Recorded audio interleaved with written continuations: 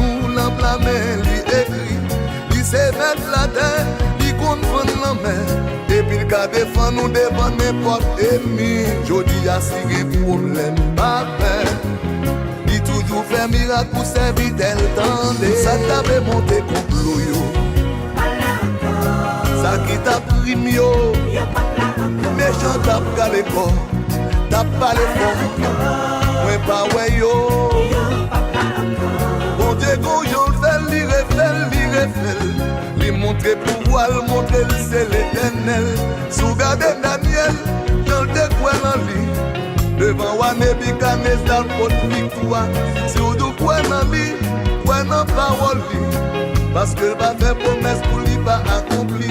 Jodi a si gen problème pas fait. Il toujours fait miracle pour servir tel y otande. Oh, tout ça que t'as fait monter complot. Tout ça que t'as pris mieux.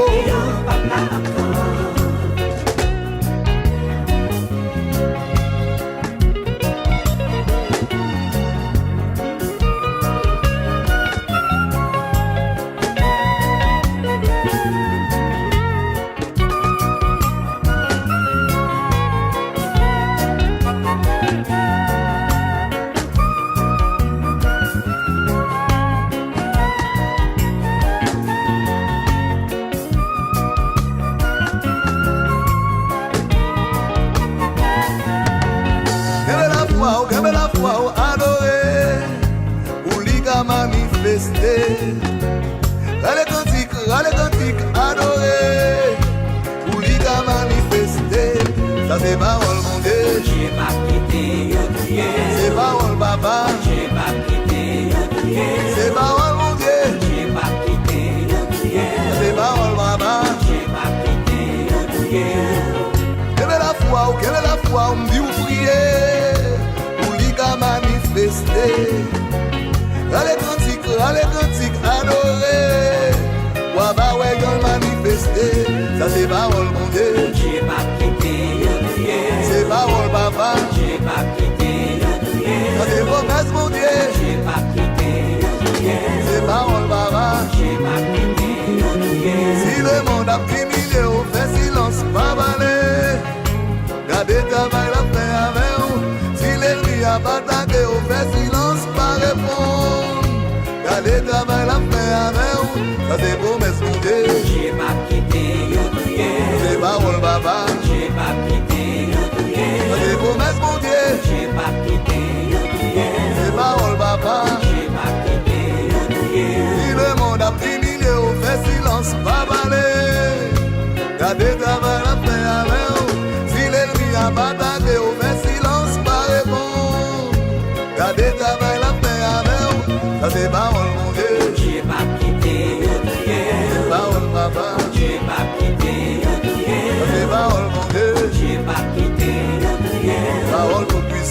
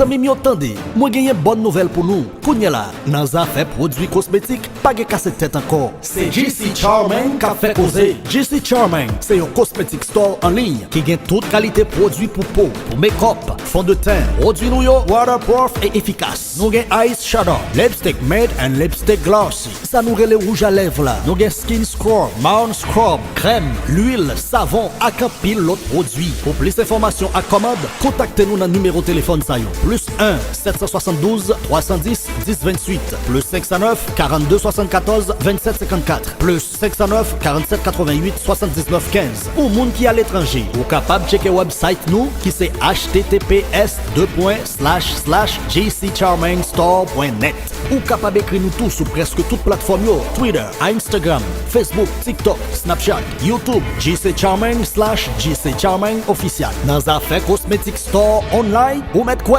pas de passer JC Charming.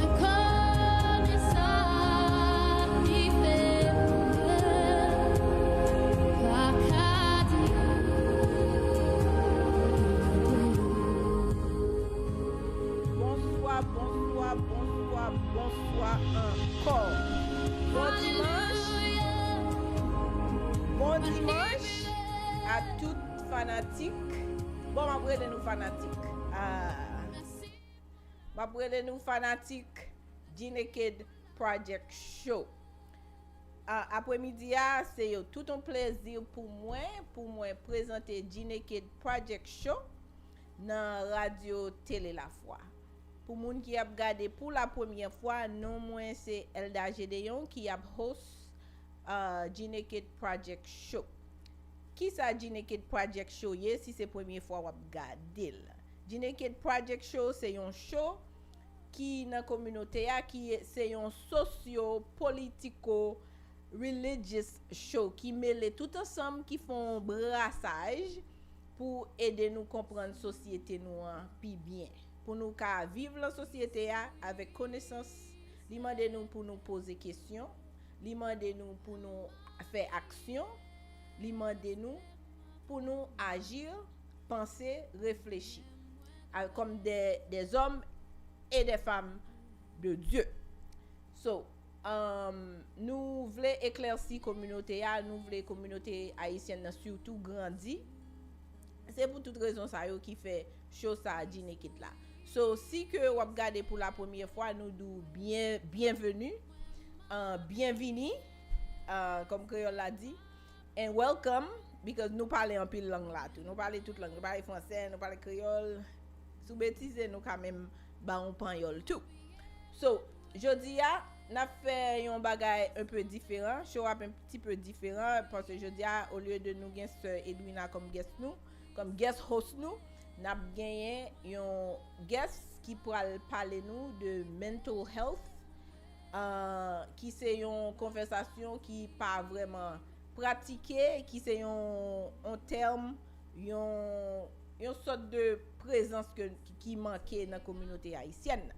So, comme un show qui voulait instruire la communauté, qui voulait active, qui t'a aimé porter plus connaissance dans la communauté, qui fait jeudi à moi tiens à ce que dans le mois de mai, qui c'est un mois côté yo choisi pour yo porter plus d'informations, pour yo motiver conversation sur mental health qui c'est santé mentale comme un frère Nato sorti dit pour nous là. So jodi a c'est ça nous pral baser. Si ou Haïti, mettez attentive. Si ou à New York, mettez attentive parce que son conversation I think qui long overdue dans la communauté et me souhaiter plus monde prend engagement pour porter type de conversation ça dans la communauté. So si nous a regarder, me souhaiter nous séparer la share the live pour l'autre monde peut-être qui a besoin d'informations ça qui pral bay jeudi.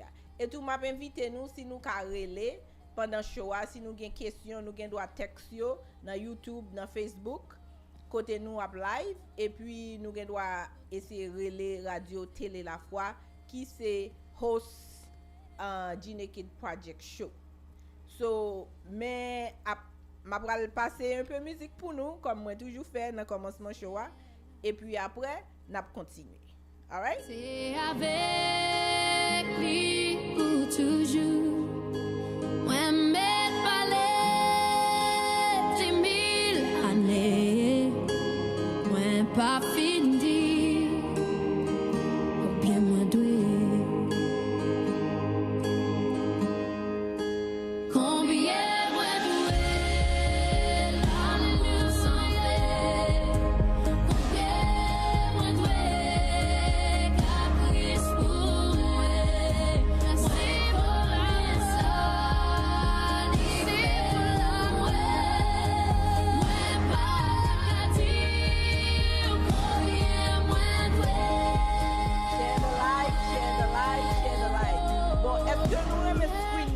Est-ce que nous aimons présentation show?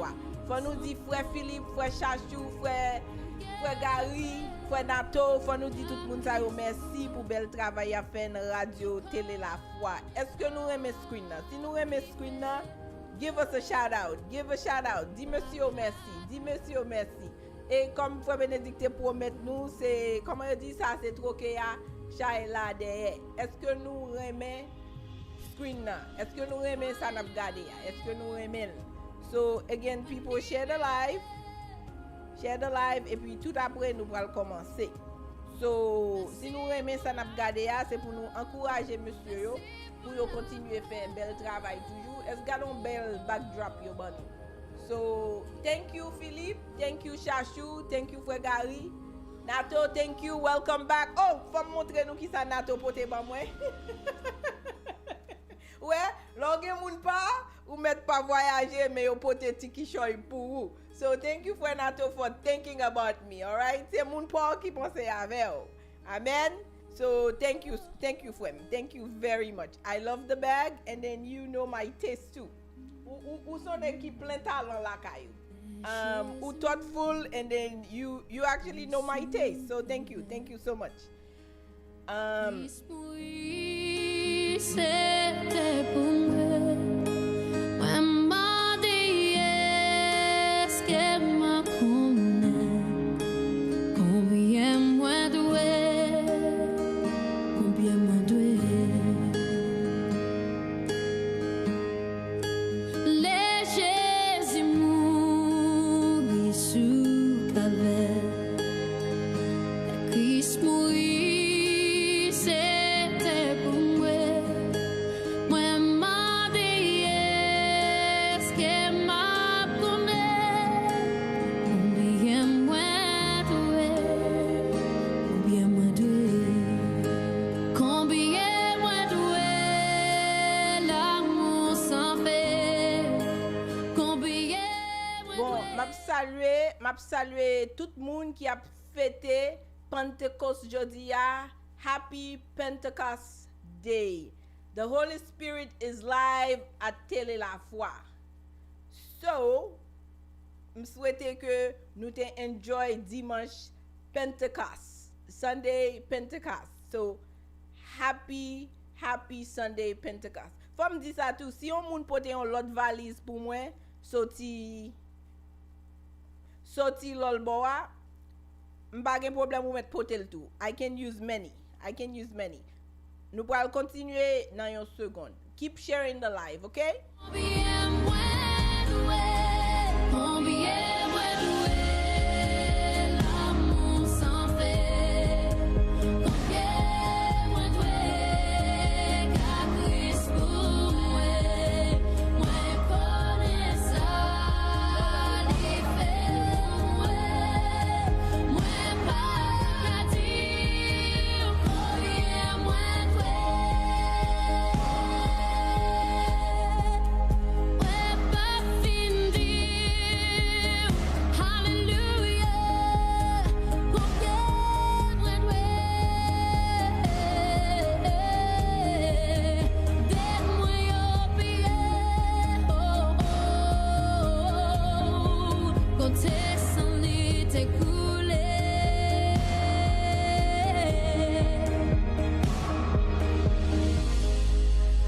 Et m'arrivé un ciel là-dessous. Était avec lui pour toujours. Moi, m'ai parlé 10 000 années. Moi, pas fini. Combien moi doué? Combien moi doué? L'amour sans fait. Combien moi doué? Car Christ pour moi. Merci pour ça. C'est pour l'amour. Moi pas qu'à dire combien moi doué.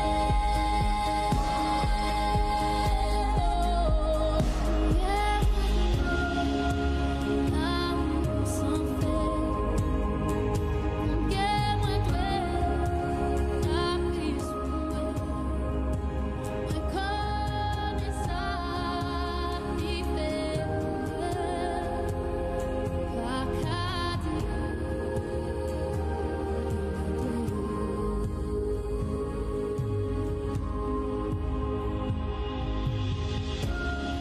Hallelujah, me libérer. Merci pour l'amour, merci pour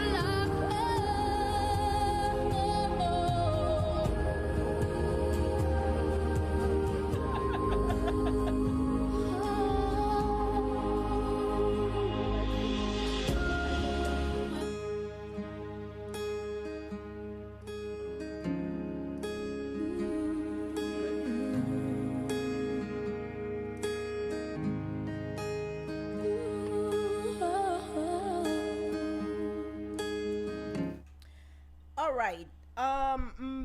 T'oublié souhaiter nous Happy Mother's Day. So m'a souhaité toute maman haïtienne yo bonne fête et tout papa tout qui servi comme maman nan travail lever ti moun nan, moi souhaiter nous happy Mother's Day. Nous connaît comment maman haïtienne, fille haïtienne, c'est potomitan communauté haïtienne nan. Yo c'est maman, yo c'est papa, yo c'est ma tante, yo c'est cousin, yo c'est cousine, yo servi tout chapeau. Je dis nous mettez chapeau bas devant yo pour nous souhaiter yo Happy Mother's Day. Bonne fête des mères pour moun qui c'est en Haïti.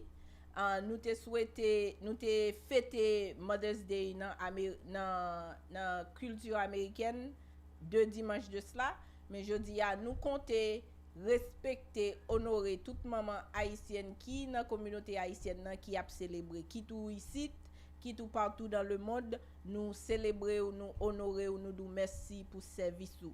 Merci pour tout ça pour nous, merci pour tout ça fait pour nous. Merci pour gens servi nous avec dévouement. Merci pour tout sacrifice ou fait pour nous. Merci pour gens ou mettez rêve pas de côté, ou mettez envie pas de côté pour qu'à servir nous, pour qu'à make sure que nous grandit, pour qu'à make sure que nous avancer, pour qu'à make sure que nous pousser, que nous qu'à arriver côté nous voulons aller. Pour ça et pour tout ça que nous pas qu'à répéter là, pour tout ça nous pas qu'à concevoir, tout ça nous pas qu'à considérer dans moment ça, nous saluer, nous célébrer, nous honorer, nous dire merci. Happy Mother's Day to everybody. Happy Mother's Day. Happy merci. Bonne fête des mères à tous les haïtiennes, à tous les mères haïtiennes. Bonne fête à toute maman, femme haïtienne qui c'est poto mi-temps communauté haïtienne. Qui c'est ici, qui c'est Haïti. Nous pas ta rien sans ou. Nous le monde pas t'a saluer, l'humanité pas t'a saluer sans ou. C'est à cause ou même qui fait nous ça nous tout ça nous posséder. C'est à cause de sacrifice pour et pour ça nous disons merci. Alors nous pourrons passer un peu de musique et puis là nous retourner nous pourrons aller introduire guest nous qui c'est GNaked qui c'est un licensed social work qui pourra parler nous about sujet mental health, santé mentale dans la communauté haïtienne qui c'est un sujet que nous pas vraiment mentionné, que nous pas vraiment comment dit ça ramasser, nous pas vraiment parler de lui, nous pas vraiment vivre lui et peut-être pas connaître si nous quoi là-dedans peut-être. So là nous retourner, n'a prend 5 minutes et là nous tourner n'a mandé nous continuer share live là. C'est une conversation qui vraiment important, nous ka apprendre en pile de lui et nous ka aider nous à famille nous avec la vie pas nous dans situation que nous-mêmes n'a vivre. So please share the live, n'a mettons petite musique, là nous tourner c'est avec GNaked que nous pourrons parler. Merci.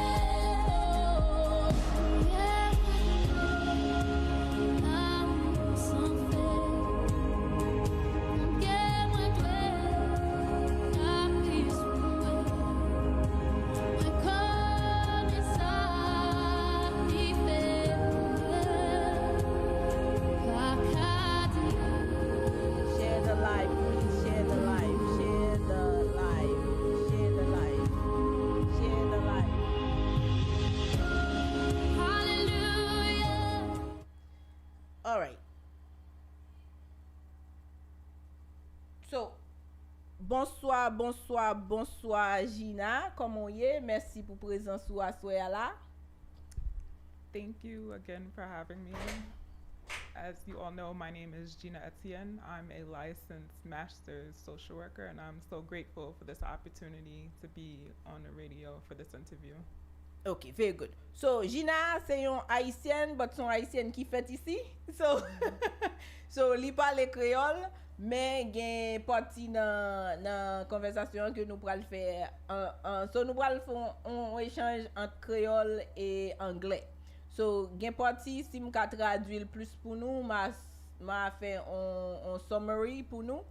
mais majorité a, so nous pral changer de créole et anglais. So pour tout monde qui attendait peut-être qui pas fin comprendre anglais à trop bien, m'a demandé nous pour nous patienter avec nous pendant que nous fait échange là. Alright?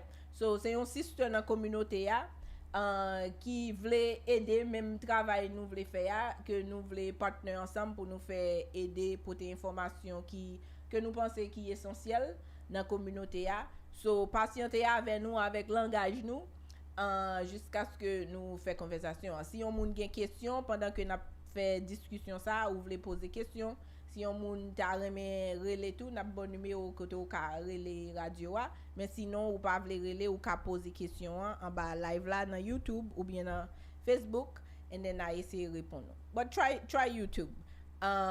So avant nous commencer, m'kwe li important pour nous connaître à qui est n'a parlé. So Gina so ka di nous un petit peu de ou même just qui est souillé valeur que confortable pour dire nous et then après na rentrer vraiment dans cette conversation.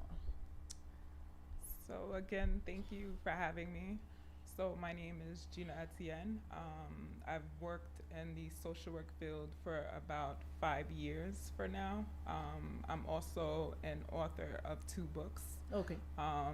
You know, I believe in mentorship. I believe in mental health. So a part of what I do is I create, you know, spaces for Haitian women. I'm also looking to create spaces for, you know, our Haitian men, Black men, you know, everybody across the board that are, you know, marginalized. And what I do as far as, you know, the intersection of like mental health and mentorship, I provide an annual brunch that I host where, you know, women can come together and, you know, talk about our experiences with growing up in the Haitian community. OK. So, c'est au contraire, c'est dans brunch ça que moi t'ai fait connaissance avec, moi t'ai participé une année, 2 années de cela, m'ai participé dans brunch là, c'est là que moi t'ai rencontré ensemble avec, moi brunch là relé Haitian Girls Brunch. So c'est une bel événement que vous faites dans la communauté et m'ai rencontré un pile monde comme si c'est plus un groupe qui fait vraiment monde qui fait ici, but qui a apprécier communauté qui a essayé embrasser. You understand what I'm saying, right? Yeah. Okay. So qui a embrassé communauté, c'est un pile you can say second generation Haitians qui that's learning about the community, that's learning about the Haitian culture. So that's what I really saw at that event. So do you want to elaborate a little bit on the brunch? Like what was the intent? How did you bring it about? What, you know, what inspired it? So the inspiration around the Haitian Girls Brunch happened to be with, you know, the similarities that I share with, you know, other Haitian girls in the community. When we talk, the different things that we share when it comes to our upbringings, you know, how we were raised in connection with some of the topics that we will be talking about today. A lot of generational curses that are passed down from the past generation onto our generation. So that's typically why the brunch started.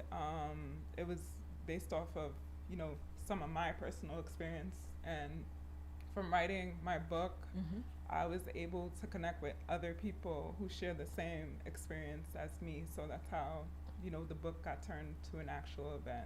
Okay. So you said you wrote 2 books. I think it's a good chance to promote your books to our community here. This is the Radio TELE Lafwa community. It's more of a, if you're not familiar with the radio, it's a more religious station. Okay. But we're trying to engage the community from a social perspective, which is why you here. How do we combine the social, economic, and religious aspects? So that's what the show intends to do. Okay. So you wrote your books, and that's a way to uplift the community and to advance activities, people that are trying to do good and do well in the community. That's the goal of how do we bring all our resources together? The goal of the Naked Project in general, because, you know, we do the walk, we do the radio show, we do the brunch also.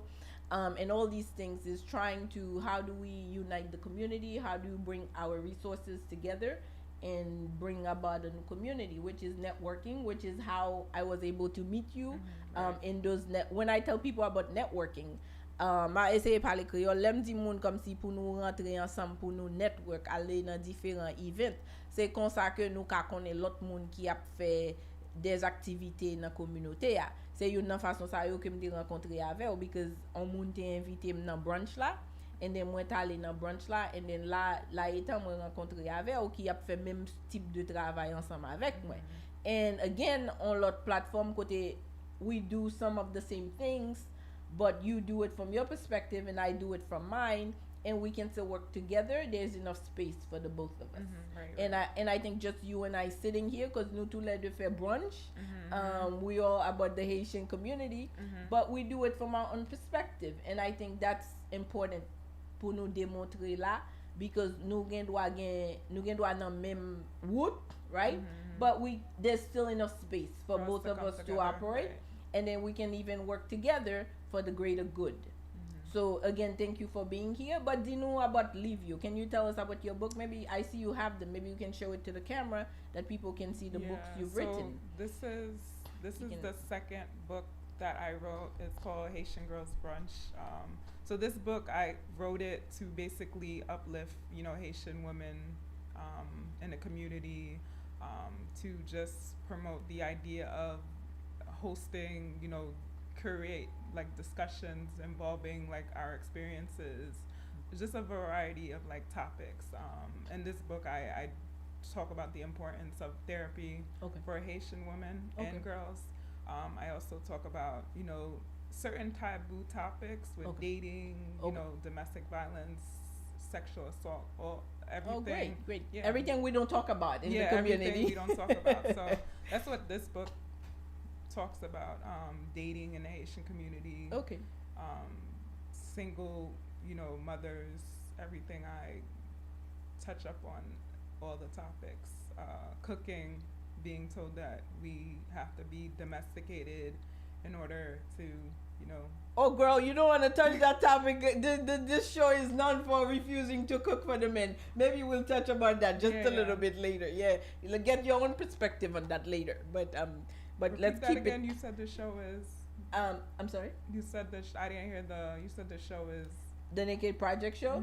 Oh, we had one show that we did about women feeling that their spaces in the kitchen and all that stuff, the cooking aspect. So I'm like anti must cook. Not anti-cooking, but anti-must-cook. So am I. So maybe we can have a whole other show on that. But so get on the fair. I'm not anti not cook. I'm anti around the idea of it being looked at as if, it's some type of service. Duty. Yeah, it's like a thing, like a must do. Like a must do. It's not even a service. It's like a must do. Like but we're not gonna do that because if I go there, I'm never leaving. So, but maybe we can talk about that at the end, or maybe it's a whole other show. Maybe you have to pay us another visit so we can. But if I have time, I will just take your perspective on the issue. So you said you wrote 2 books. What is the other book? So the other book I wrote, it's called The Bougie Social Work Girl, and that book I kind of wrote it after graduating from my graduate school. As a way to provide mentorship and give like tips to anybody that's looking to come into the social work field. So that's basically what that book is about. Very good. So teme salue moun ki ensemble avec nous. Nous gen moun ki ap suiv nous, c'est Martha Benoit. Hello. Qui c'est Hi Edwina. We have Anastase Antoine. Sorry si moi mal prononcé non. Nous gen frère nous Tikoze ak Tete qui ap gade. Qui ap suiv nous live et so c'est moun qui actually talk. So thank you for watching and please share the live because conversation it should be important. C'est une conversation qui pral important qui ka fait une différence dans la vie yon moun. So encore avant nous même commencer conversation. So ou gen comme si ou gen so your title is LSW Yeah, W- licensed master's social worker. Very good. Yeah. So you have that title, and then you have the social work who sometimes serve as a therapist. You have psychologists. You have psychiatrists. So what is the difference between your title and, because people go to get counseling with a psychologist, a psychiatrist, and social work. So what is? Can you tell us the difference between your credentials versus the other ones? So a social worker, they, don't just look at the person.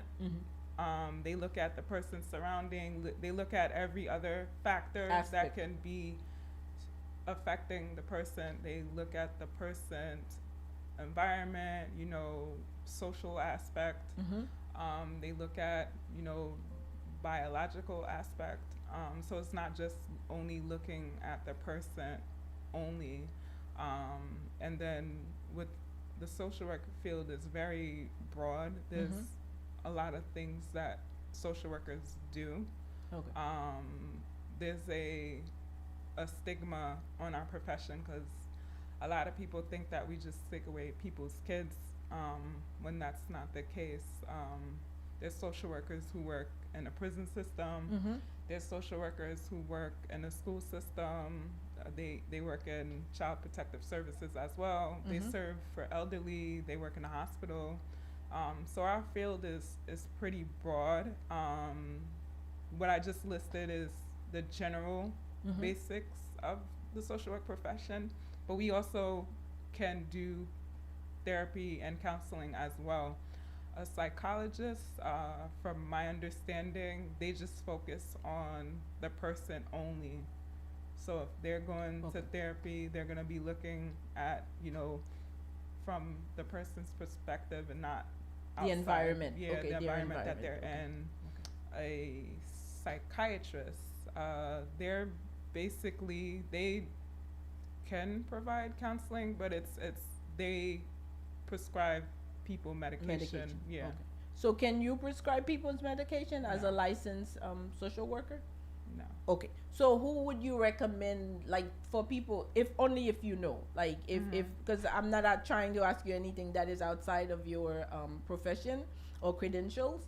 So as we are here to encourage people to seek, in a way, to seek mental health care, mental health assistance. So who would you tell to go to, like a psychiatrist versus are there people that you would recommend to go seek help from a psychologist or a psychiatrist versus coming to social work? Are there any group that you would like?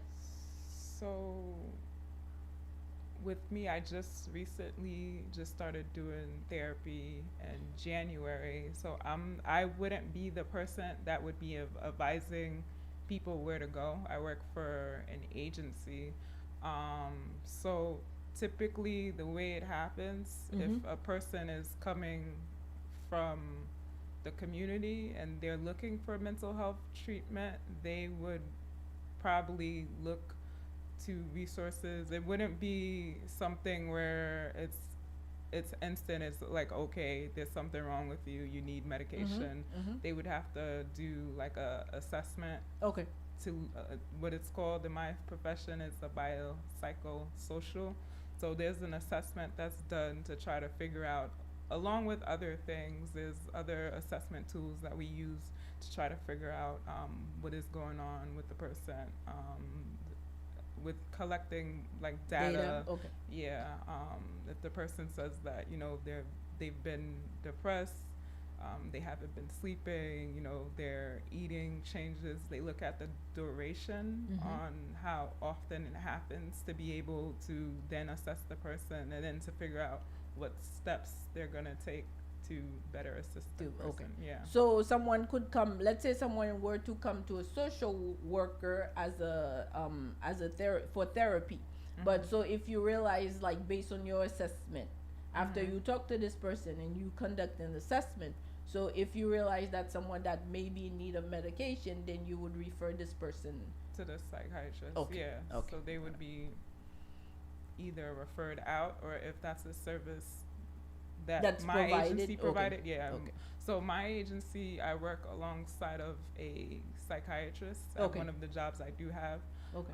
So, but they don't automatically go to me. They go to the psychiatrist when the intake assessment is okay, done and all okay. that. Then they, determine whether this person needs medication management, and then actually they come to me for therapy. Okay. Yeah. Okay. So, but even before, because this show does all kinds of stuff, we inspire people, we motivate, we want to be a mentor to people. So, what made you? Because in our community, like being a social worker or a social worker who provides therapy is not something that is Respected, very common. yeah, Well, I don't yeah. say not respected, but very common, right? So often here, remember at your discussion, at your brunch, we talk about the nursing nursing, syndrome, yeah. and I call it the nursing syndrome. But the fact that like you went into therapy, what made you yourself? What inspired you to go into therapy So- instead of like doing the Before I went into therapy, I was a social worker.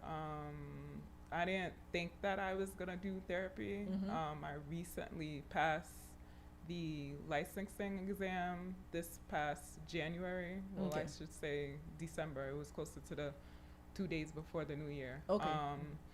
So I didn't think that I was gonna go into therapy, and before I passed the exam, I actually got a job Okay.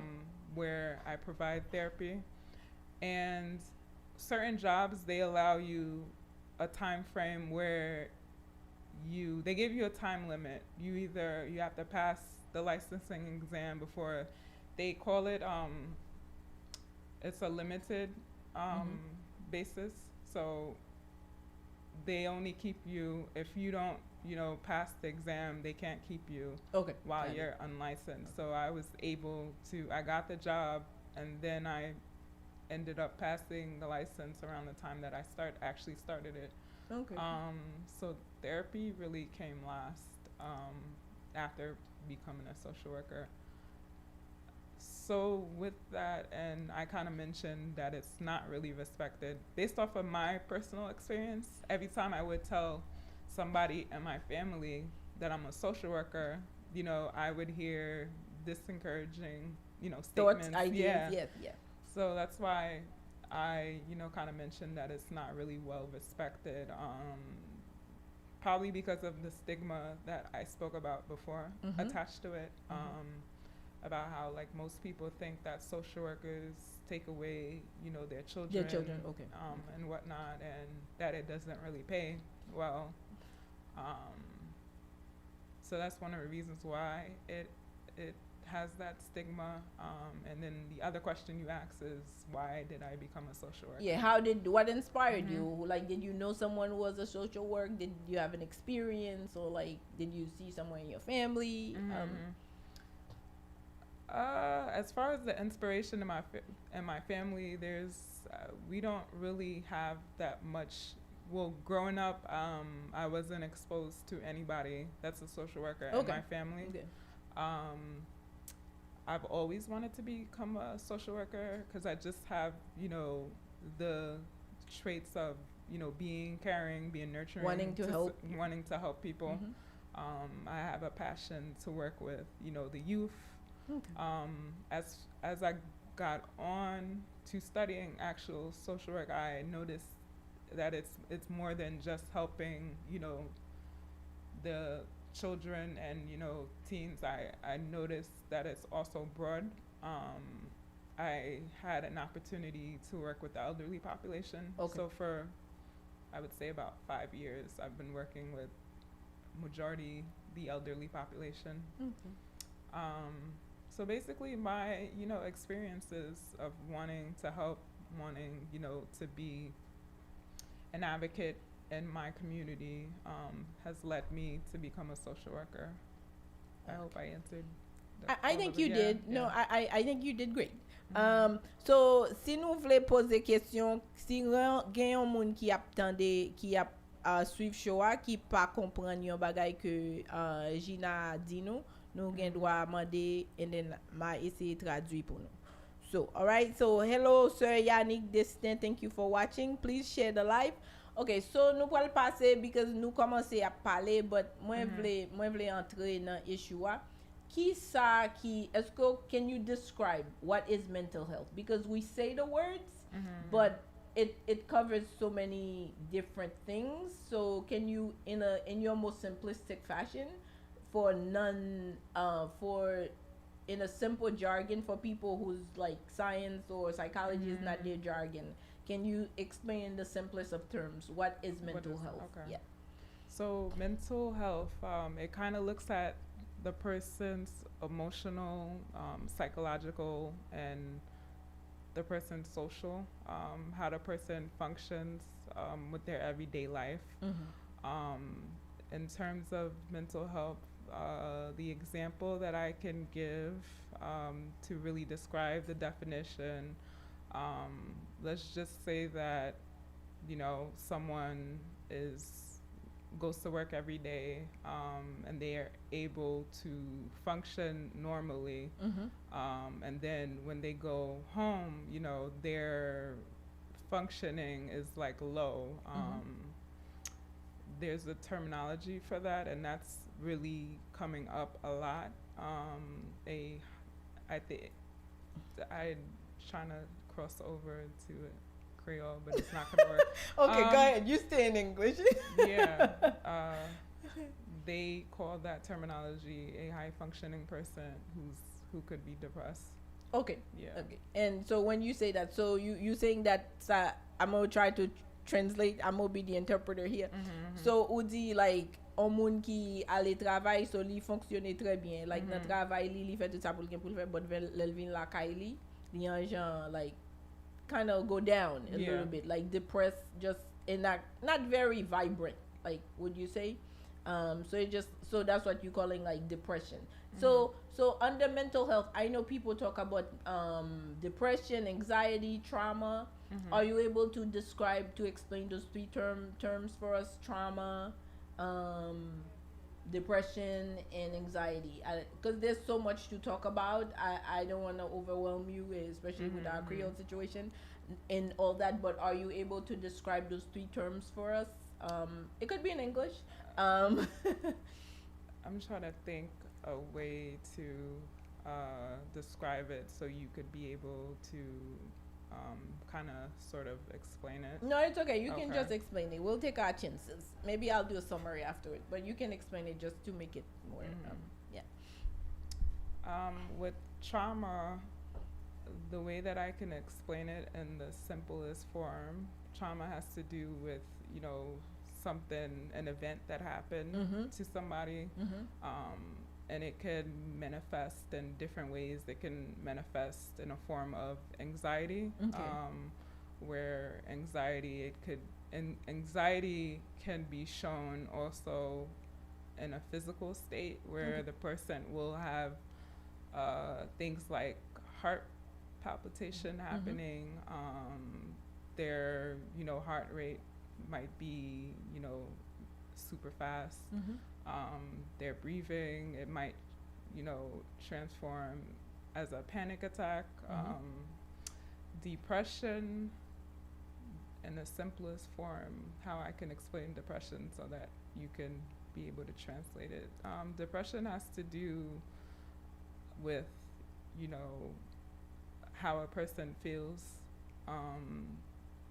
Typically it's shown up by the person not doing what they normally would do. They would overeat, or they can undereat. They can sleep a lot or not sleep at all. So that's really how depression really shows up. So when you mentioned anxiety, right? So you explain what it is too, but some people think they're nervous and then they're actually suffering from anxiety. What would you say is the difference between being nervous and being actually suffering from anxiety?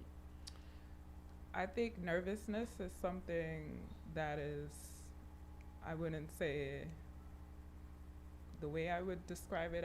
Nervousness is something that it happens for a short-term time.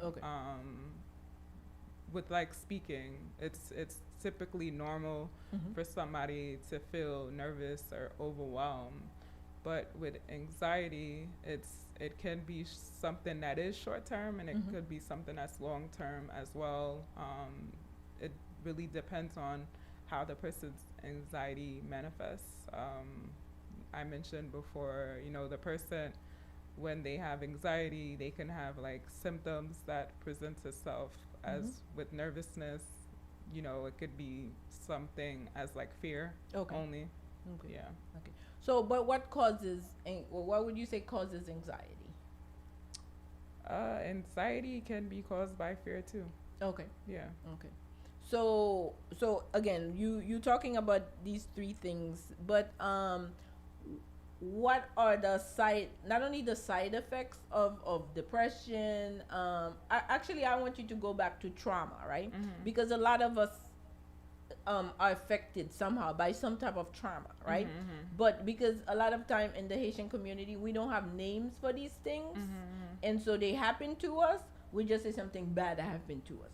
So everything is bad, but we don't give it a name, and therefore we don't know how to seek solution or to seek help for it, because we don't acknowledge it as trauma, and therefore if we knew it was trauma, then we would know there is a way to cure, to seek help for trauma, right? But because we don't have a name for it, we don't give it a name, we just assume it's something that bad that happened to us. So in the end, we don't know what kind of help to seek for. So can you give us some specific things or some specific experiences that are considered like traumatic experiences that can cause trauma, that is traumatic, and for which you can seek help, or it can manifest into other things? I don't know if that was too much. No, Okay. it wasn't actually too Okay. much.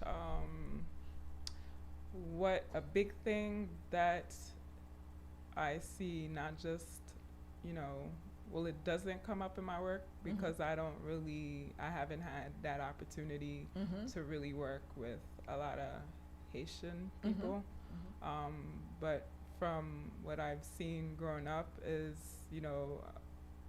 a trauma that I can say that does exist for our community would be something like sexual assault. Okay, what do you mean by sexual assault?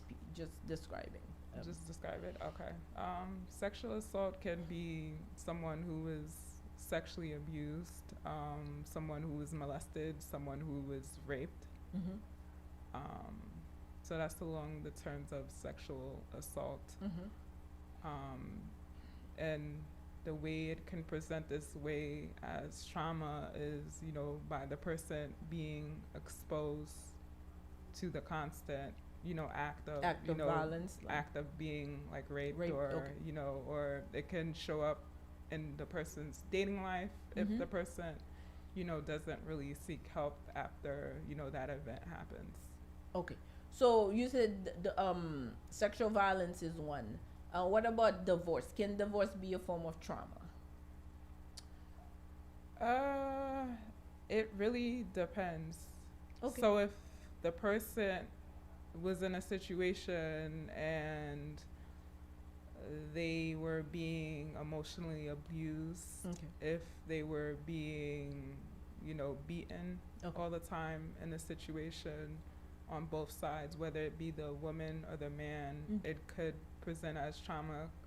And if, the person doesn't really work on themselves to really seek help, it will present itself as trauma going into new situations. Okay. So what about let's say, so I'm just trying to throw different examples. So you're talking about domestic violence. Let's talk about a little bit about domestic violence. How, because as you can tell, you Haitian, a lot of people think domestic, being beaten by your husband, in some places it tells you it's a normal part of course. So being physically abused, or it could be verbal, just being verbally abused, like the way someone speak with you, to you, a loved one speak with you, whether it's your parents or your spouse. And it could be both ways, men or women, but it could be because people take violence like or that kind of abuse like it's normal, and so they sometimes think it's just physical, or even the physical aspect of it is almost in a way accepted. So let's talk about like how this can be a form of trauma, or how it is trauma, or how it is manifests itself in a form of like mental health illness or something. It can be a form of trauma depending on the individual. So at my brunch, I did have the privilege of having someone on the panel who was also a nurse. Okay. She also has an organization that is based in Queens too, called Beyond the Abuse. Okay. So the way, trauma came up for her in her situation was a little bit different, because it wasn't something people looking from the outside, thought that the person that she was with was someone who was a good guy. Okay. And looking in, she, was getting beaten all the time.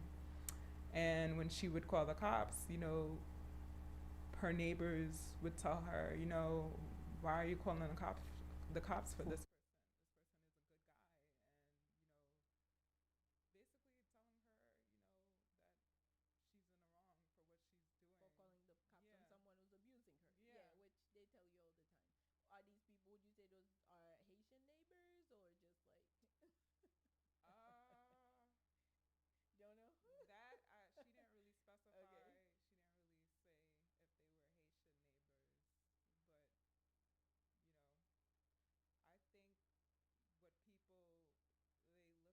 look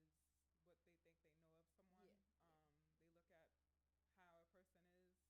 the outside. on the yeah. outside, but they don't know that some people can be different on the inside. Sure. They're not who they are. I think there's a Chinese proverb. I think it says that people have like either four faces or something. I don't know if I'm saying it correctly. Go ahead. Take yeah. But Go with you it. get the point. Yeah. For Okay. her, Hold on a second. I think they're saying they have no sound. Can okay. Can you hear us now? Hold on. Hold on a second. They good? All right. So hold on. Okay. Better now. Let's test the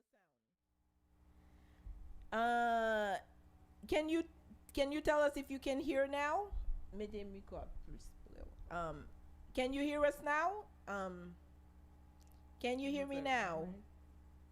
We're good? Okay. So yes, so go ahead. Continue what you were saying. yeah. From what I was saying, the way it might present in that aspect of the situation that I just shared, a lot of the times it could be traumatic for the person when people looking from the outside aren't being a help, aren't really looking at the situation. They're really making the victim out to be the perpetrator. Sense, Yeah, kind of. Yeah. Rather than you see someone call the police, rather than saying is everything okay, asking the questions, not making Them the husband out to be the good guy. the good guy, and not saying it's sort of as a way that is encouraging. So now it's not only is she's facing what she's going through, she's also facing scrutiny. Sometimes shame. Shame. Because you're being judged after you already a victim, but you're being victimized again by the people around you. Is that what you're saying? Yeah. So, but how does so you mentioned that aspect of it, the judgment, the shame, and whatnot. But what can physical abuse do to someone? Yeah, do someone. How can it manifest itself physically or emotionally? So, with the abuse, it can make someone not have not have like a high self-esteem. Mhm. With especially with like emotional abuse, it starts off as emotional abuse. You know, putting the person down. Um, physically, the way that can manifest is it can also be seen as something that's like mental. You know, the person tends to feel like they're damaged. No one's gonna want them, especially if they have kids. It could, you know, domestic violence could really tear somebody apart. As for the physical, you know, it it could be, you know, from the person getting punched in the eye, you know, probably pushed down the steps from some of the experiences that I do hear, or it could be death. Sometimes the person ends up being, you Dying, know, a yeah. victim. Or being you know. killed. Yeah. So, I know this is not your, I know it's not your area of expertise, but maybe based on the guest that was there, in since we're on the subject, because I tend to move on other things and don't want to forget. So, are there help for people that are being abused physically or emotionally? Like, are there places that you can go to get help, and still be like, keep it confidential? Where you in our community or nearby here and things like that, or do you know of any place? The place that I do know of, I'm from Long Island. So the organization that I do know about, for anyone that's like listening, that is from the Long Island area, I know of the Safe Center. Okay. That's located in Bethpage. Okay. I've volunteered there before. I've been connected to the organization. I've had people from the organization host workshops for me. So that's one of the resources. The other resources is if someone is in danger, the first thing that they should do is, you know, contact the police.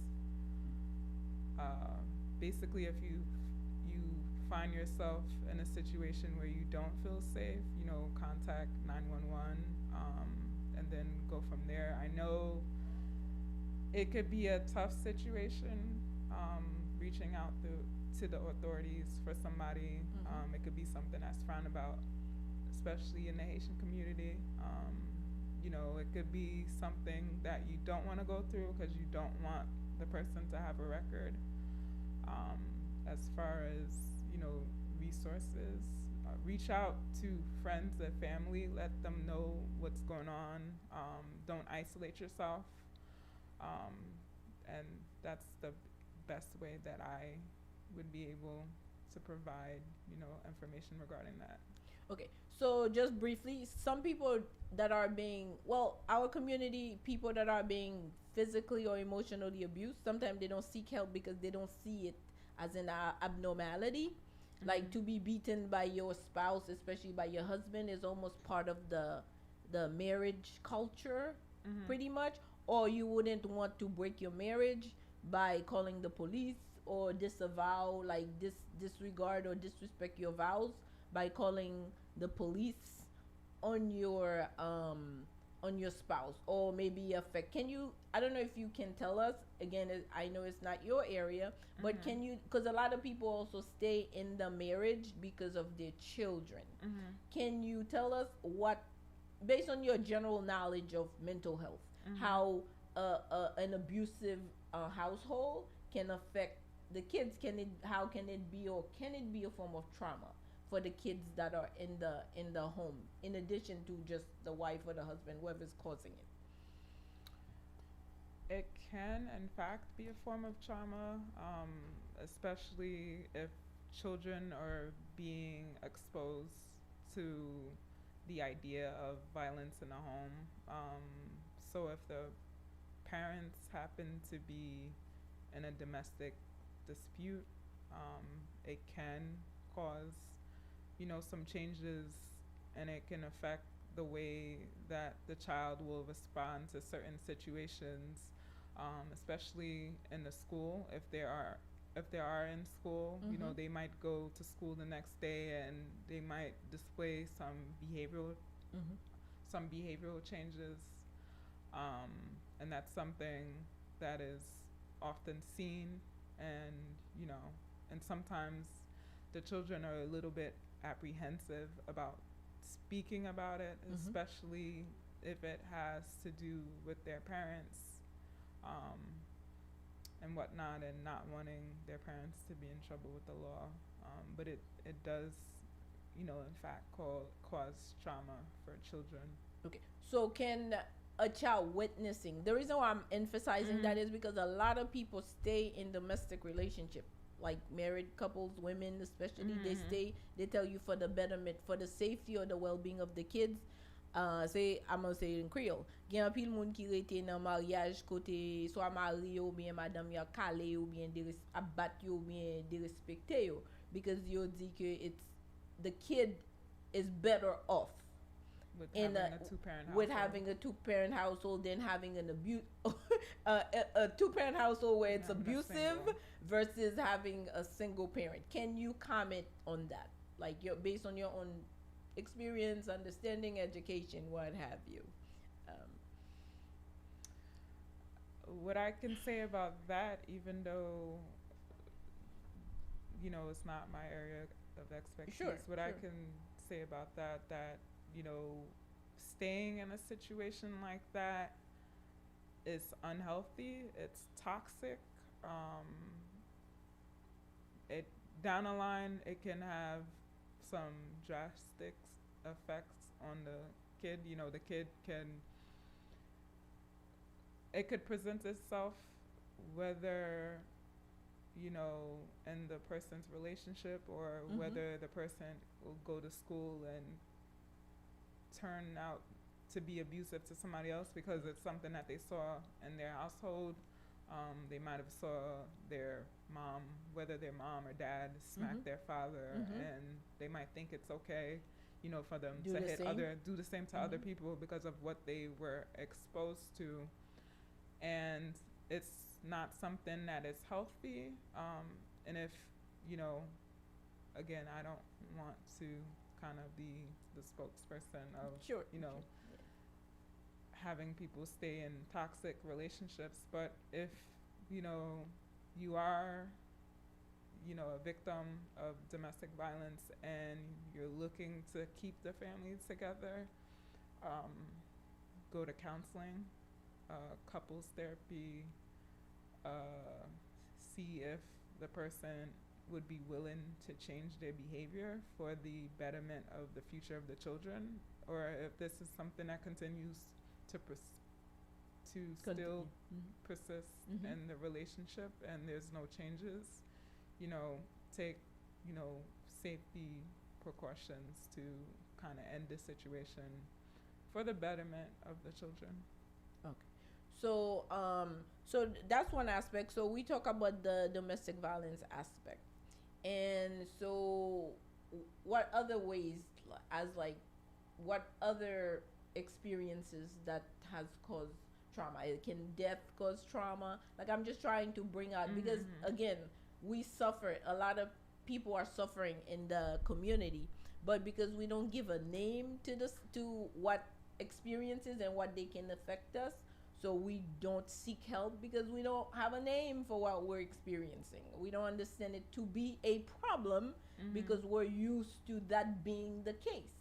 So we're here in this country, especially in the United States, where you can get all types of help for any type of mental health situations, but we don't, because we don't identify whatever we're going through as a problem that is known, that is studied, that is got a name, and therefore can be solved. So with that being said, tell us what other things, like death, for instance, like anything you can think of the top of your head, that can be a traumatic experience, that can impact how your daily life, that can impact your daily behaviors, and that yes, this is happening to you, but it's not normal. Like, it can happen, it can have an impact on your daily life activities, and then furthermore, you can get help for it. So that's what I'm trying to get to, because we're so complacent about the things that hurt us, the things that affects us, but we don't get help because we don't identify them as a thing or as a actual diagnosis, something that has been given a name. That and there because it has been given a name, and therefore there are solutions for them. But in our community, we're like, oh, ça c'est un monde qui mourit, and we don't deal with the fact that you can be depressed from losing a parent or loved one. Like you can have, like for instance, I was reading, which we'll get to in a minute, where you can have a child, you can get postpartum depression. Yeah, you're not an expert on that, but those are realities that we don't deal with.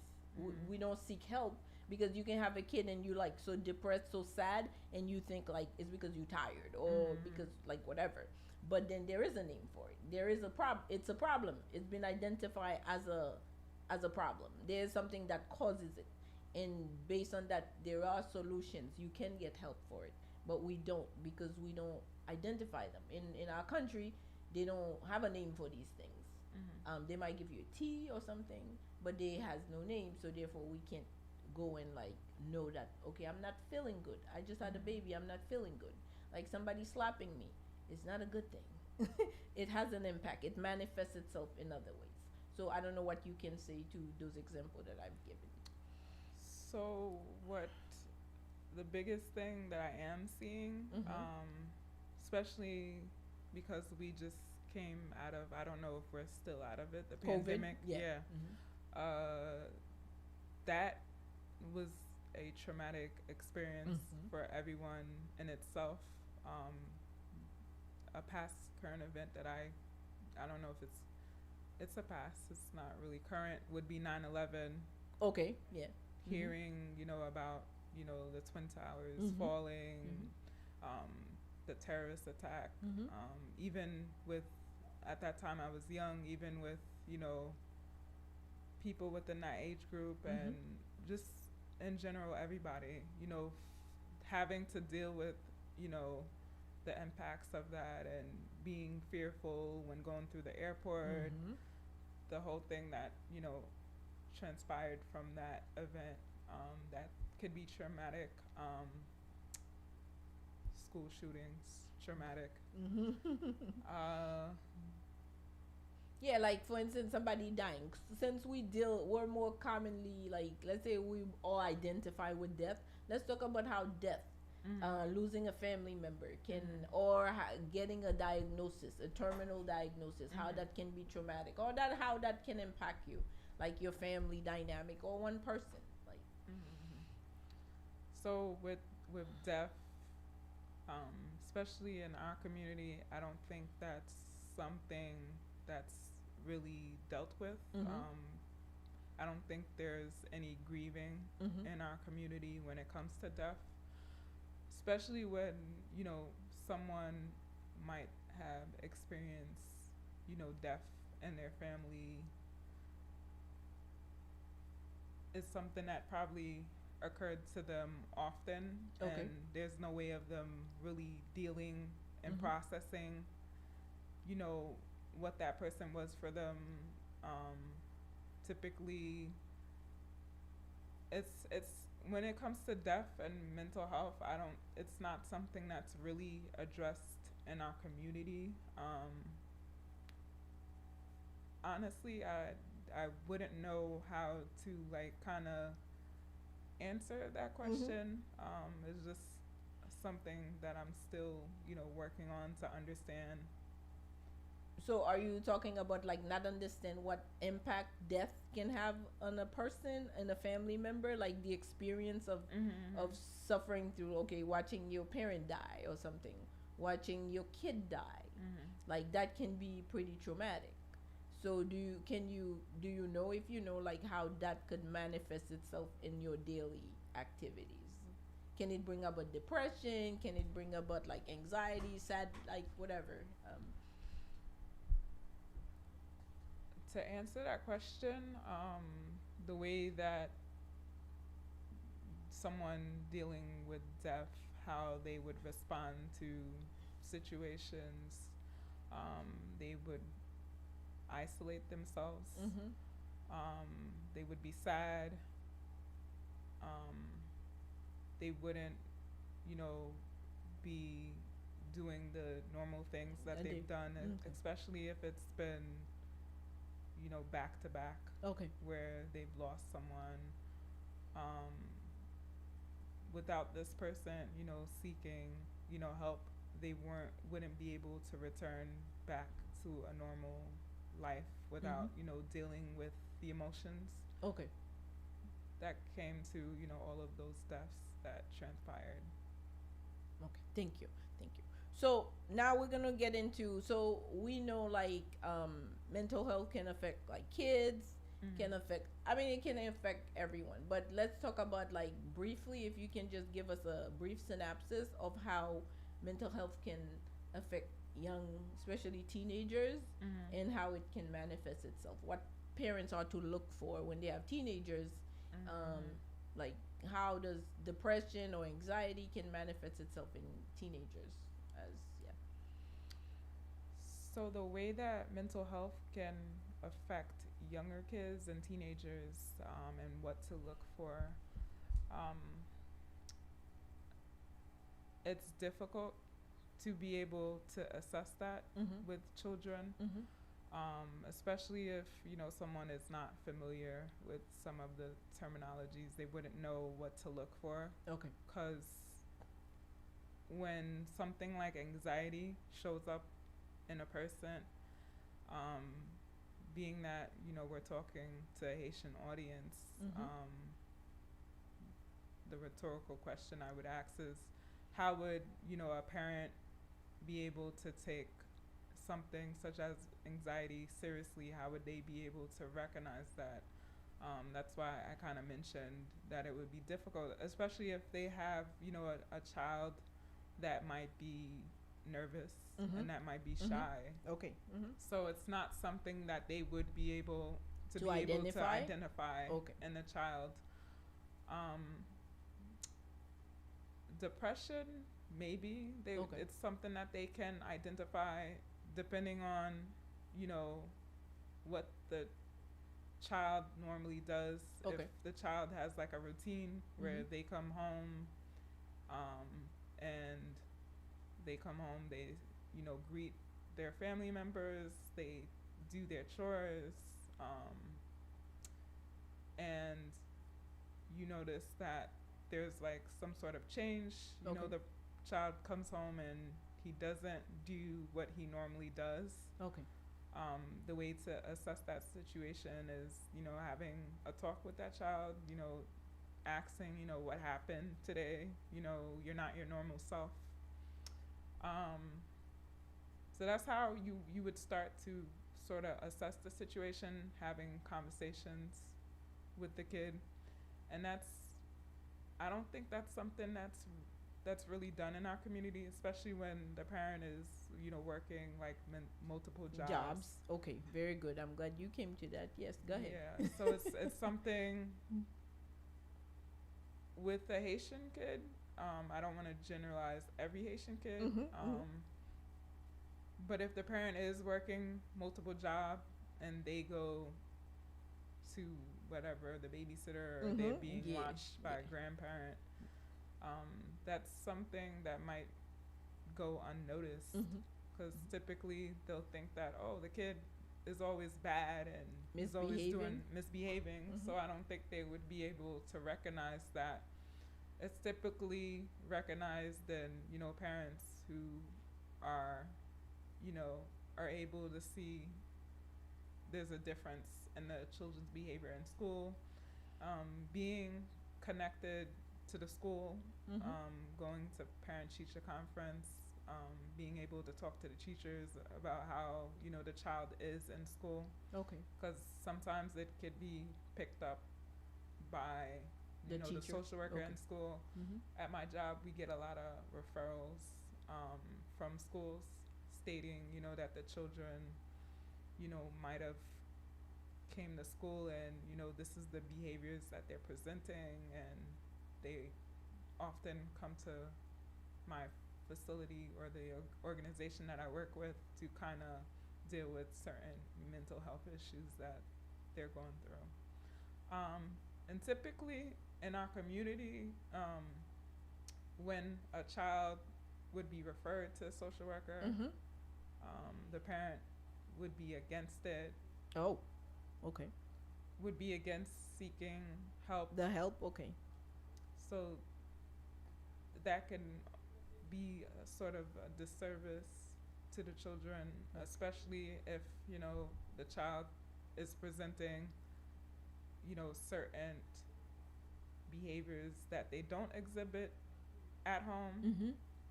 Because sometimes at home, the child could be a completely different person Than than what they they are. are in the school. Mhm.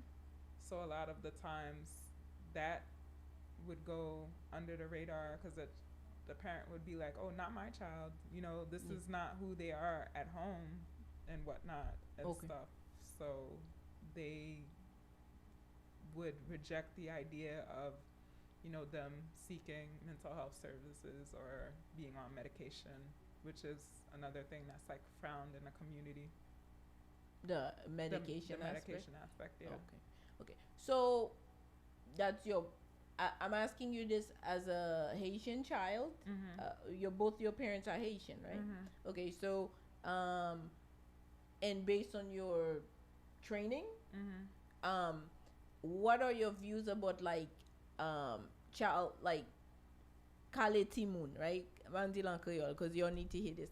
Kale Timoun and mental health, like, or trying to get them the help or trying to understand them. How do you see that? Maybe it's based on personal experience, not even on your training, but if you can combine all of it together to tell us, like, because we have a lot of parents, Haitian parents, who still believe in disciplining through physically, like Kale, Batimoun, ou bien like things like that, instead of having the conversation. Some people don't find there's how do you say, effectiveness or in having conversation. They think the beating is still necessary to raise your child or to make them good citizens. So just give us your own perspective on like the A lot of the Yeah. times, beating the child, it doesn't even work because it's just something that's normalized with the children. If they did wrong, they know that, okay, if I do wrong, when I go home, I'm going to get beaten. It's just something that they normalize. It's not really effective in change behaviors. okay. I'm just speaking from experience. Experience. I'm speaking from experience because, like, growing up, even though I know that what I was doing was wrong and that I would get beaten, I still did it anyway. Yeah. So it's not really something that was effective. When I was in therapy, I brought this up. Oh, you went later. to therapy. Yeah. Okay. Yeah. Okay.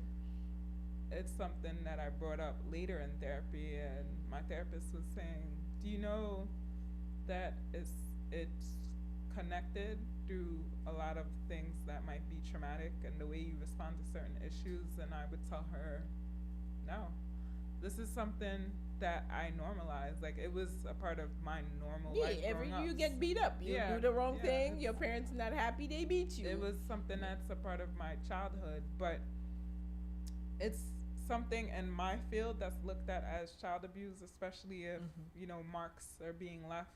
Okay.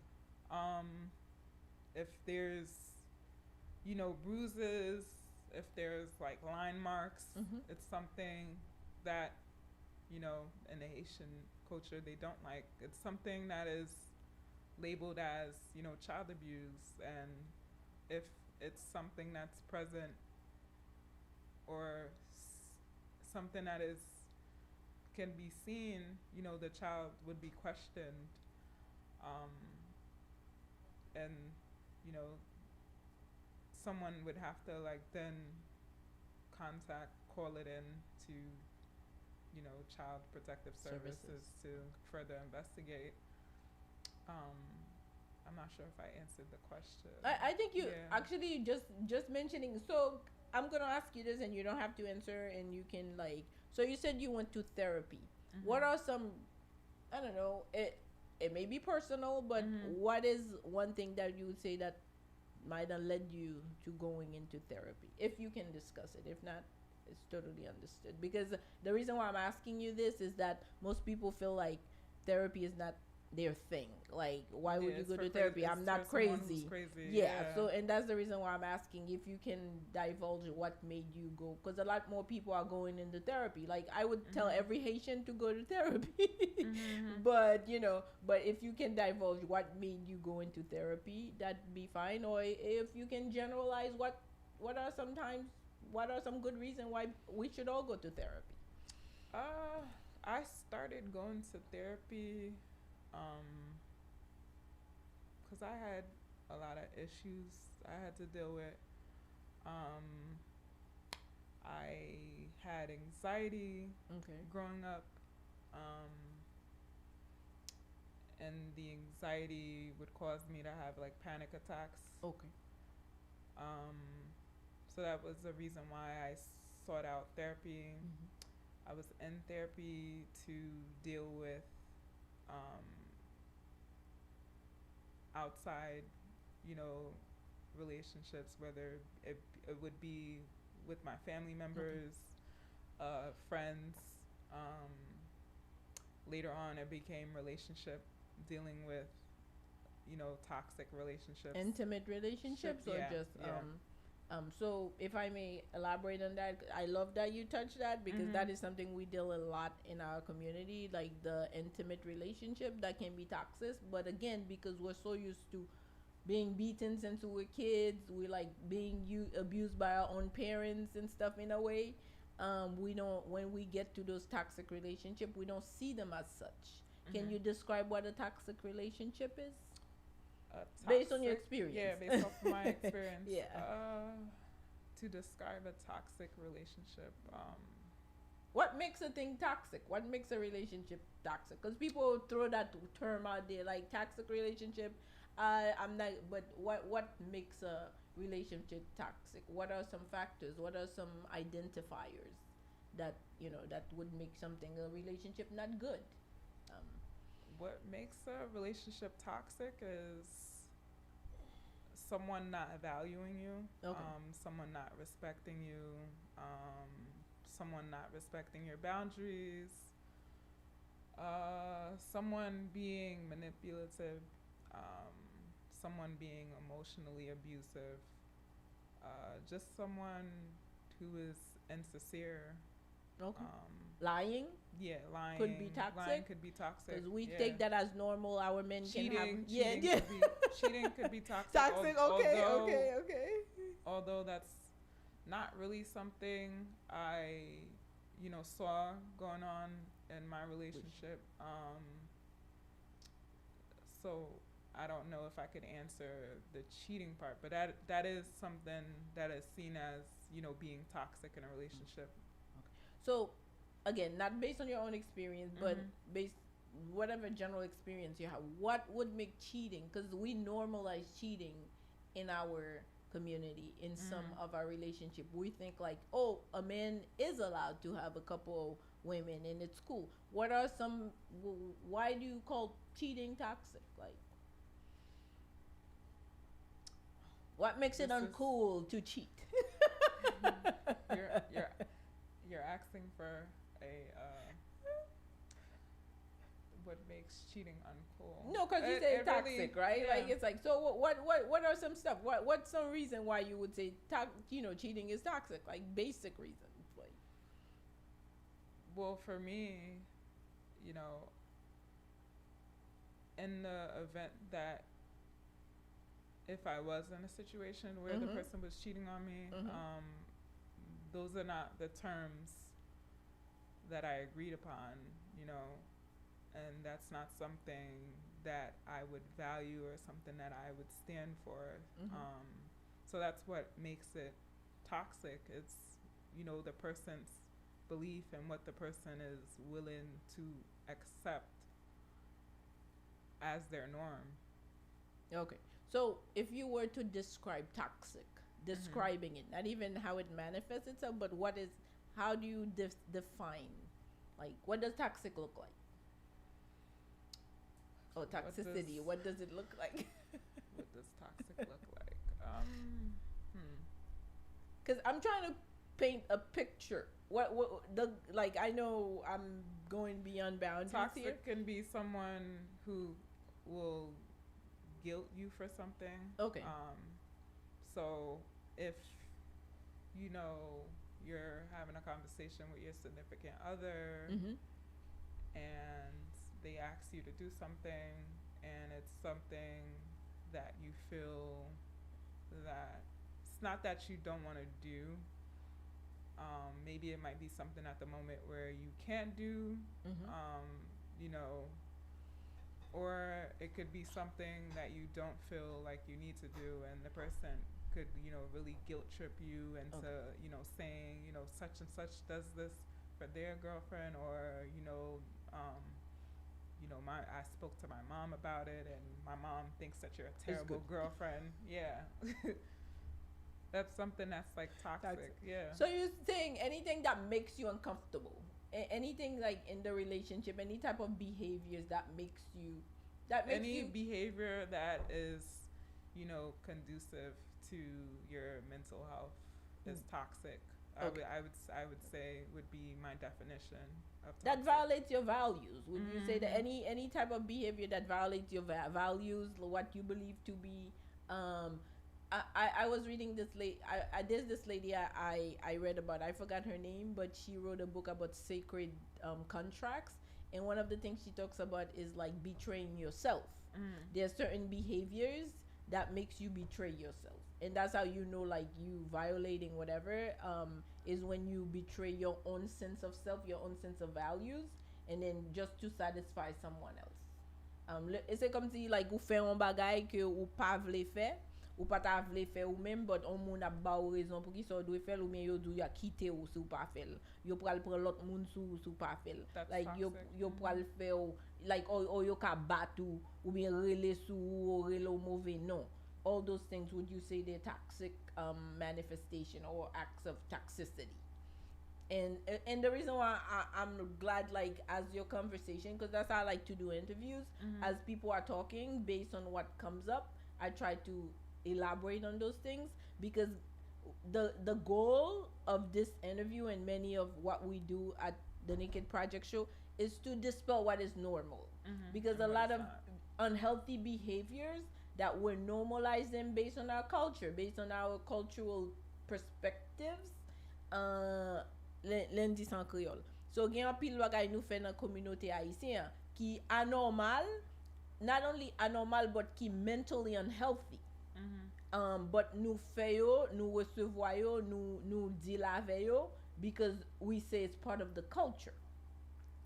So moving on from just based on that and moving on to the next thing, you said you talk about women in your book, right?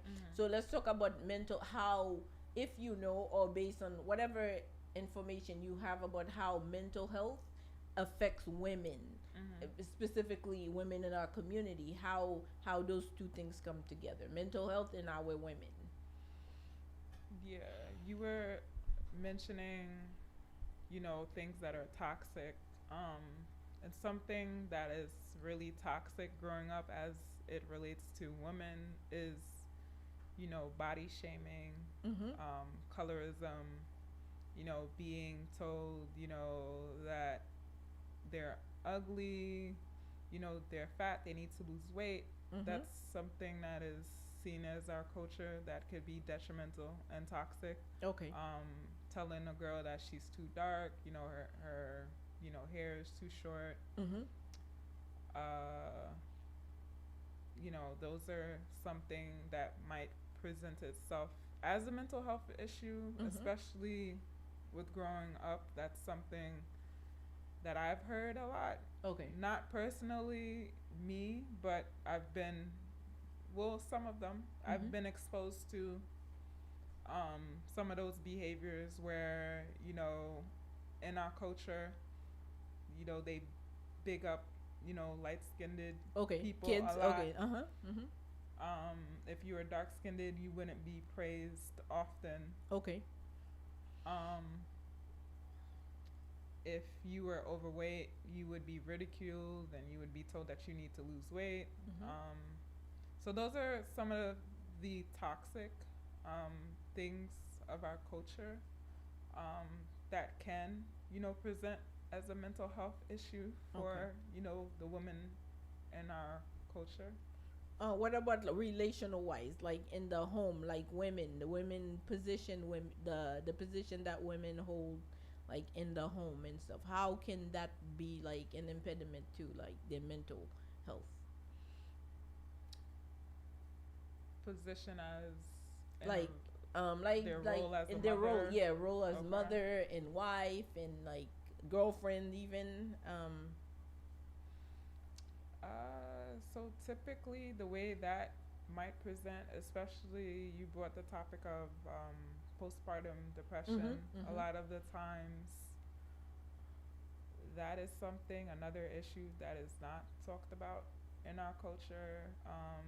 So let's just say that someone who is a new mother is going through, postpartum depression. That is a way that a mental health issue can present itself. Okay. And it's difficult to navigate because it's something or a terminology that's not really known through our culture.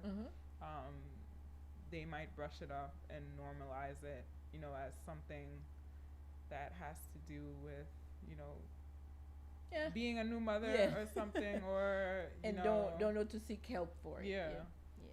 So when you say postpartum, because I did mention postpartum earlier, so what does that look like for you? Like when you say postpartum, like postpartum, depending on the person, it can look like depression. okay,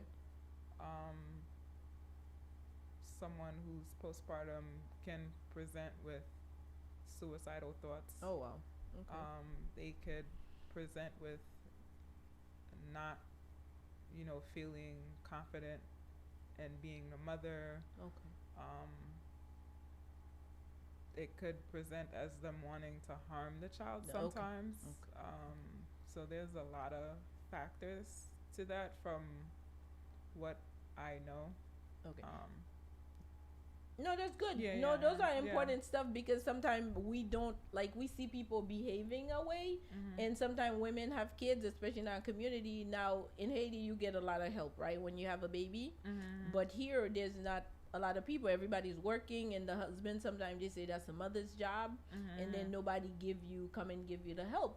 And sometimes that can endanger the kid because you have people in postpartum that can end up killing the kids. They have none for people who kill their kids, and people judge like, how can this person like kill their kids? What kind of mother are you that you would end up harming your kid?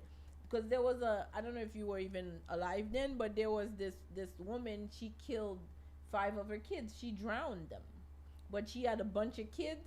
And then she ended up drowning, I think, if not all of them, most of them. And later they found that, I think they found that she was suffering from postpartum depression. But most people were just judging her. And people don't understand how we just say these things. Like we see people not behaving well, or we can see a mother and then she's let go of herself. We're like, oh, sa fi sa again, li fe one petit, and then or sometimes they might have issues that were there before and Okay. it intensifies. Oh, with doing- okay, yeah. okay, So okay. if they've had a mental health issue that was undiagnosed Before? on top of the postpartum depression, it could be something that's like 10 times worse. Okay. Yeah. Okay. And those are the things, again, these are things like we're trying to bring to the forefront. Like, so those things, when you feeling a certain way, you should go and get help. Like, it's not normal to just don't have a taste for life. It's not normal to not want to go out. It's not normal not to want to take a shower, like maybe one day and stuff. But because we normalize so many things in the community, because no one gives them a name. And so nous fait yo tout bagay sa yo vini normal. C'est comme si ou just, or they'll give you a name, they say you sloppy. Like, let's say you see a woman that, like, she has a baby but she's not keeping up with herself, and she's not active. She's like, you, even a husband might call her sloppy, or in-laws might come and call her sloppy, laid back, like whatever, but not taking a moment to think, because it's not common, because we're not acknowledging those things. So not thinking like something could be wrong with her, like maybe she needs help, but instead we disrespect her, we call her names, we minimize her, which only adds to the situation, right? And so this is the reason why I'm talking about these things, just so that we can know, like, there is a name for that behavior, or there's a name for this type of situation, and you can go and get help for it. So basically, and that's the goal of the show. We're not here like to solve every mental health situation, but we're here like giving names, giving identities to situation that we just call situations, or we insult people, we minimize, we disrespect people, and we just call them and we dismiss people for a certain thing they're going through, right? And today my goal is not to solve all mental health issues, but to tell people there is a thing called mental health, and it manifests itself in various ways. And once you see someone acting outside of their normal behavior, not my normal, not your normal, but outside of their normal behavior, whether it's your kid, whether it's your husband, it's your wife, whoever it is, a friend, if you see them acting outside of their normal, just ask question. At least ask them what's wrong. Don't dismiss it or call them names or call them lazy, call them like sloppy or whatever, but like try to connect and see if there's something more to what is going on, because there could be, and the goal is there could be more to their behavior than what you see. So that's basically, and that's the reason why I'm asking you all these questions. We don't need to have like a concrete answer, but at least just putting it out there and telling people, okay, this may not be, this could be a situation, this could be a thing. And you can look, thank God, in the United States, there are resources that you can go, even if you're not sure. Better to be safe than be sorry. Like, reach out, ask somebody a question, take a moment. And that's why it's important we talk about on the show that parents spend more time with their kids, because the only way you can identify if something is abnormal is only if you spend time with your kids. Because if your mother spend more time with your kids, your mother just want to beat your kids for like outside of the what is the norm, like the cultural norm. Timoun chita, pa pale, fait devoir, and then I'll dormi, right? Pa fait des ordres. But as an older parent, that's how they see it. But that's why it's important we encourage people, spend time with your kids. Like, I know you have to work, but to the extent that you can spend time with your kids, not buy them so much stuff, maybe buy a little less, spend a little more, go to the park, go to my walks with your kids. And then so you can get to know your kids, so that when they display something outside of their norm, not the general norm, but outside of their regular behavioral manifestations, that you would know the difference. But if you don't spend enough time with your kids, the moment they do something, you want to beat them, you want to discipline them, instead of like trying to figure out why they're doing it. And the question, again, another thing we reinforce in the show is to ask the why. Like, why? To question things, not to just like dismiss it or devalue it, but question it. Why is my kid acting that way? Instead of beating the kid, ask him or her why they're behaving that way. Like, what happened? Did something happen that make you behave the way you're behaving? Your husband, and we're going to talk about men, we're going to briefly just touch it a little bit. Like, that's something that is coming up a lot lately, black men and mental health. I don't know if you can comment on that a little bit. That is something that is really taking a Go ahead. It's taking a different approach. We're starting to see, I can't really talk about any statistics, Sure. but what they are starting to see is that a lot of the men, suffer from mental health issues, and it's not something that is really, noticeable when it comes to, men in our community, especially I would say in the Haitian community, because culturally, men are told that they have to be tough and they have to be True. strong. They can't really express themselves. It's Or show something that's emotions. or show emotion is something that is basically seen in a woman. So what I am seeing is there are a lot of resources for men. It's Okay. all about educating them on how to seek those assistance with Okay. like getting therapy Okay. and finding out resources. Okay, so we talk about men. When we talk about men and mental illness, I don't know if you have any, because I was reading about it and it shows like some men drink, some men abuse their wives, and some people take drugs. Some people like get they express anger. Can you give any information about that? Can you discuss any of that? Can you elaborate on any of that? So Maybe cheating is a form of mental health. I like to think. with the population that I do work with, I currently I see more Can you hear? I see more women than I see male clients. Okay. So on a professional level, I don't know if I would be able to speak about how mental illness is shown in In men. Okay. Yeah. Okay. Okay. I But from would a probably- general perspective, Yeah. because that's what we're doing here. We're generalized. We're giving like I said, it's just like we're raising awareness. It's basic awareness. Like what? Because sometimes you had a husband. He used to behave really good. He was good. He was going to work, and then he was, helping with the kids. But all of a sudden, you see exhibiting anger, frustration, short-tempered. Maybe he was well-mannered. He's no longer that way, and we would, or maybe he's cheating, or he's coming late, or sometimes you can say that he's cheating because he's coming home late. He's not coming at the same time he used to come. He's not doing the same thing he used to do. And the way we tend to go to the negative. We're like, oh, he must be cheating, or he must be whatever.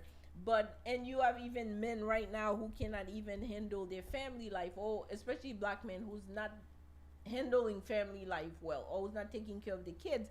But we tend to dismiss them as like vagabond or moun qui pas sérieux. Meanwhile, where there is a reason, I'm not saying for all of them, but there is a reason for some of them why they're in those predicaments that they're in, and it could be a mental health issue. Like not you or I, we're not gonna diagnose the situation, but what in raising awareness, we're saying like it may not be so simple. And I don't know if you want to add anything to that. If you, what I wanted to say is that I don't know if mental health issues can be correlated with cheating. okay, that was a joke. Yeah. I know. I'm just saying that because then you don't want someone saying, "Oh, I'm cheating because I have they're trying to Mental health cover-" issues. Yeah. So I had to say that. You don't want to give them a pass. Yeah. That's what I'm trying to say. Okay. Someone might be like, "Oh, I'm dealing with depression, so I That's what I'm went to go cheat." I went to a strip club. Yeah. But those can be factors though. But those can be ways like mental health manifests itself, where people go outside of their normal behavior and then go. So again, what we're trying to say is like là comme si ou ouais moun famille ou zami ou ap agi yon façon que yo pat habitué agi, ou bien ouais y a fait comme si chose que yo pat habitué fait, pas courir like dismiss yo comme si ba yo non. Like it's more important that you ask So- questions. It's interesting that I say that, it I don't really have that much exposure to it on my professional life, but personal, Okay. I do get people who will come to me, um, men, black men, Okay. who do suffer from mental health issues. Okay. I want to try to keep this confidential. So can you talk about I can what talk they about talk a situation briefly. and not we don't have But one it was- names, yeah, but yeah, yeah. just But the, it was someone scenario, yeah. someone who was confiding in me, came to me about a situation that was going on at his job, Okay. and he basically expressed to his coworker that he was having you know, either a meltdown or and they ended up, you know, calling 911 for him, Okay. Okay. and he ended up being admitted. And so actually what's funny is during your walk I was on the phone. That's Oh, who I was on the phone interesting. with. I was on the phone with this person for like an hour and like 30 minutes, and from our conversation I noticed that he sounded a little bit off, but he ended up returning back to work, and he was like, I wish I would have spoken to you and not this person Okay. at his job or whatever. And then when I was talking about the situation, and I said to him, you also got to understand who you're talking to. You're talking to a white person. You're expressing personal situations to a white person. They sometimes don't know how to negate whether a person is angry Okay. in certain situations. So you're talking about someone who's from a different cultural background from Okay. you. Okay. So I told him where he was wrong is, you know, telling his personal business to this person. And, you know, I also told him from a different perspective, not a professional perspective, that, you know, you don't go to work and tell your coworker your business Okay. Okay. and stuff. You know, I told him, I asked him if he had like a therapist, and he mentioned he does have a therapist. And I also asked other questions too, which I'm not gonna, you know, bring up. Sure. Sure. Okay. So that's one example. This person was going through, I believe they're separated from their wife. Okay. Okay. And so they also moved out of the state, and then they came back. Okay. So it was a lot of things that were basically impacting them that kind of manifested In this in their- outburst. in their outburst that happened, and then he just went to the wrong person. Rather than staying home Okay. and taking a PTO, Okay. you know, the person, you know, went to work, and I'm not sure if he was crying. Okay. Or displaying some type of. Yeah, no, I'm not sure how the situation transpired. I'm not sure if he was crying and having a meltdown, because then this person, you know, said to me, well, they do the same thing too at the job. Okay. But you got to understand, you're one of, you know, whether or not he's, you know, white and he, you know, has a meltdown, they're not going to look at it as the same as you. Yeah. Sure. They look As at a it, black yeah, man, they yeah. look at it differently. Because they look at the men as dangerous. The black man is perceived sometimes as dangerous, threatening. So people react to your abnormalities or traumas differently. But I think what And you then being a black man, it's not an image that is seen where someone is like helpless. and have a meltdown yeah. because you're always supposed to be strong and tough and like and again and that's what these conversations, like what we're talking about, is just that can be a form of awareness. Yes, the black men can have a meltdown, and it's not like they're crazy or they're not any less manly for displaying pain. But you just mentioned that this person was going through a divorce and they had moved, so there's instability. There is changes that's happening in their life, and those changes can make you act in a way that requires some help, maybe therapy. But sometimes we think that, okay, we're going to a divorce, we're supposed to be strong, we're supposed to be steadfast about what we're doing. But these abnormalities outside of those changes in our life, just for kids, just as adults, as women, as men, they do have impacts in our lives. And we do need to get maybe some therapy. Like, even if you're a man or woman, you may think divorce just make you mad, like whatever. But maybe you need therapy if you're going through a divorce. Whether you're a woman, whether you're a man, whether you're a kid in that family dynamic. And I think that's what I'm glad you said that. That's why I like conversations, because in conversation the natural things come to life. And it's just like, yes, so don't take a divorce as like, okay, this is just hard, this is just mad. And people just get mad through divorces, but they never seem to think, okay, this thing can cause you to have a breakdown, you know, and you may need therapy. Like, it could be the same for the woman. Like, you just angry, you looking for different reason why the divorce is happening, but you're not dealing with how it's affecting you, your mental health, your well-being, instead of like focus. Because sometimes we're so mad about the other person, the whole idea of the breakup of the family, but we don't think, well, how is this affecting me on a personal basis? How is it affecting my physical, my mental health, or my mental well-being? So for that, we spend more time being angry than looking for how we can make sure we stay healthy through that process.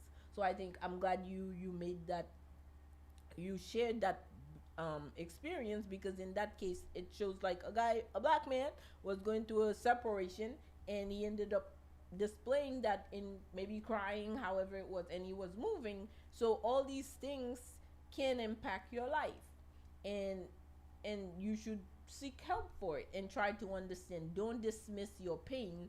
Don't dismiss, you know, the thing that hurt you, that is abnormal, that is uncomfortable. And so I think that's what I got from that. So another point that I wanted to make, before seeking help, a lot of the times people don't know where to seek help. Yes, Even though yes. if the resources are out there, there might be some type of stigma in seeking help. Okay. When it comes to, you know, having a therapist, the stigma around that, you know, people might think that, you know, they're crazy. Yes. And part of my conversation with him was trying to normalize that it's okay to go to therapy. Yes. Yes. You know, it's okay to be on medication too. Yes. Before seeking help, you know, reaching out to people you can confide into. I wouldn't recommend confiding into someone at your job. Yeah. That's a coworker. Yeah. Because you don't know if this person will have your best interest. Yeah. Yeah. Try to find a support system within your family, your circle. And even if you don't have a support system, it's okay to, you know, really seek out for help, you know, go into the hospital if you feel like you're having a meltdown. So that's the advice that I would give. So, and I'm glad you brought that up, because the stigma is an issue, and that's the reason why a lot of people, well, some people are unaware that they have a problem. But the next thing about mental health in our community is the idea of a stigma. What is a stigma? Is the fact like they label you as some type of, like, you crazy or someone fool, and people start losing faith and confidence in you because they see you as this person who's probably unstable for experiencing some type of, you know, mental. So how, you just mentioned stigma. Can you elaborate a little bit how we can overcome the stigma, or like, I don't know, just dealing with the stigma in general? I'm pretty open on, you know, certain things that I do, especially when it comes to like mental health. I've told people that I've seen, you know, amongst my friend, amongst my circle, I would share to certain people. I would tell them that I've had a therapist. Okay. and there will be people who don't understand what that journey is and what that process is, and who would, say to me, I had one person say to me, "Oh, you have a therapist? You're crazy." I'm like, no, that's not why I'm in therapy. Therapy, just because you seek mental health, services, or you have a therapist, doesn't really mean that you're crazy. Mm-hmm. I think we touched up on, the different things that you can go to see a therapist for. Someone who's in a domestic violence situation, who's faced emotional abuse, can see a therapist. Someone who goes through postpartum depression can see, those are things that you would see a therapist for. Someone who's dealing with depression, anxiety, conflict at work, Okay. anger, Mhm. anger management. Mhm. That's the reason why you would see therapists. Another topic we didn't touch up on, which I'm not gonna touch up on, but I can say that, people, see a sex therapist. Oh, can Yeah. you don't want to touch briefly on that? Why you would do that? Can I ask why you would see a sex therapist? It exists, and there are social workers who are sexual therapists. Why would you want to seek who or what, for what reason would you want to, because we don't It talk could- about sex in our community, so that's why I'm like, you mentioned it, let's elaborate on it, because this is something we push to the back burner, we don't deal with, but it's affecting our marriages, it's affecting our lives, it's affecting our families, and it's something that is such a part of us.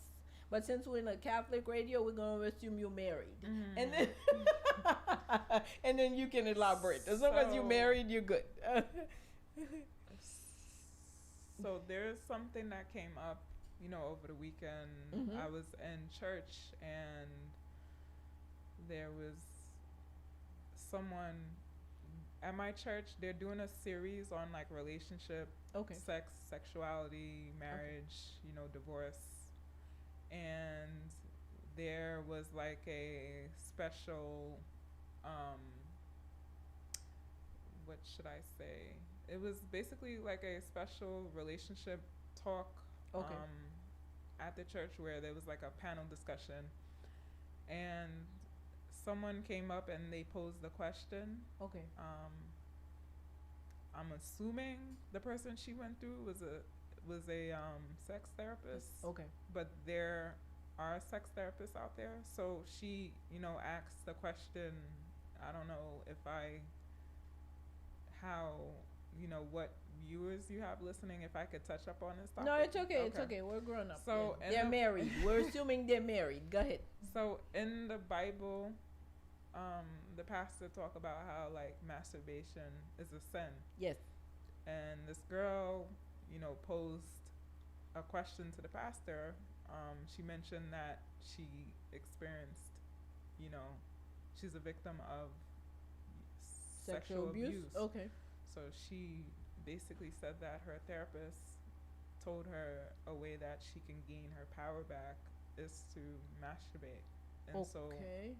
she kind of posed the topic to the pastor, asking how to navigate the situation if the Bible is saying that it's a sin. Okay. But sex therapists, they don't only work with people who have sexual trauma. They'll work with people who may have like endometriosis. Okay. I don't know if I'm pronouncing it correctly. They work with people who, aren't confident in the bed, can't reach orgasms, Okay. things of that nature.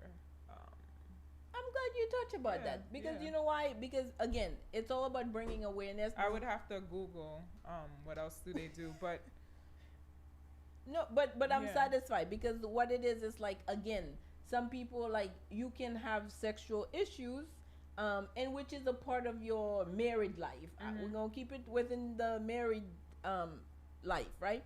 So, but there is help. It can be a problem, and there is solution for it. If you are having sexual issues in your marriage, because sometimes sexual abuse can affect your ability to trust people and to engage in sexual activities with your spouse. We're gonna go with spouse. So all that, you people are ashamed to talk about it and to look for help. And those same things we don't want to talk about are the same thing that are destroying our marriages and relationship. But then we get told that, we don't want to talk about like that kind of stuff, but then it's causing us to get divorced.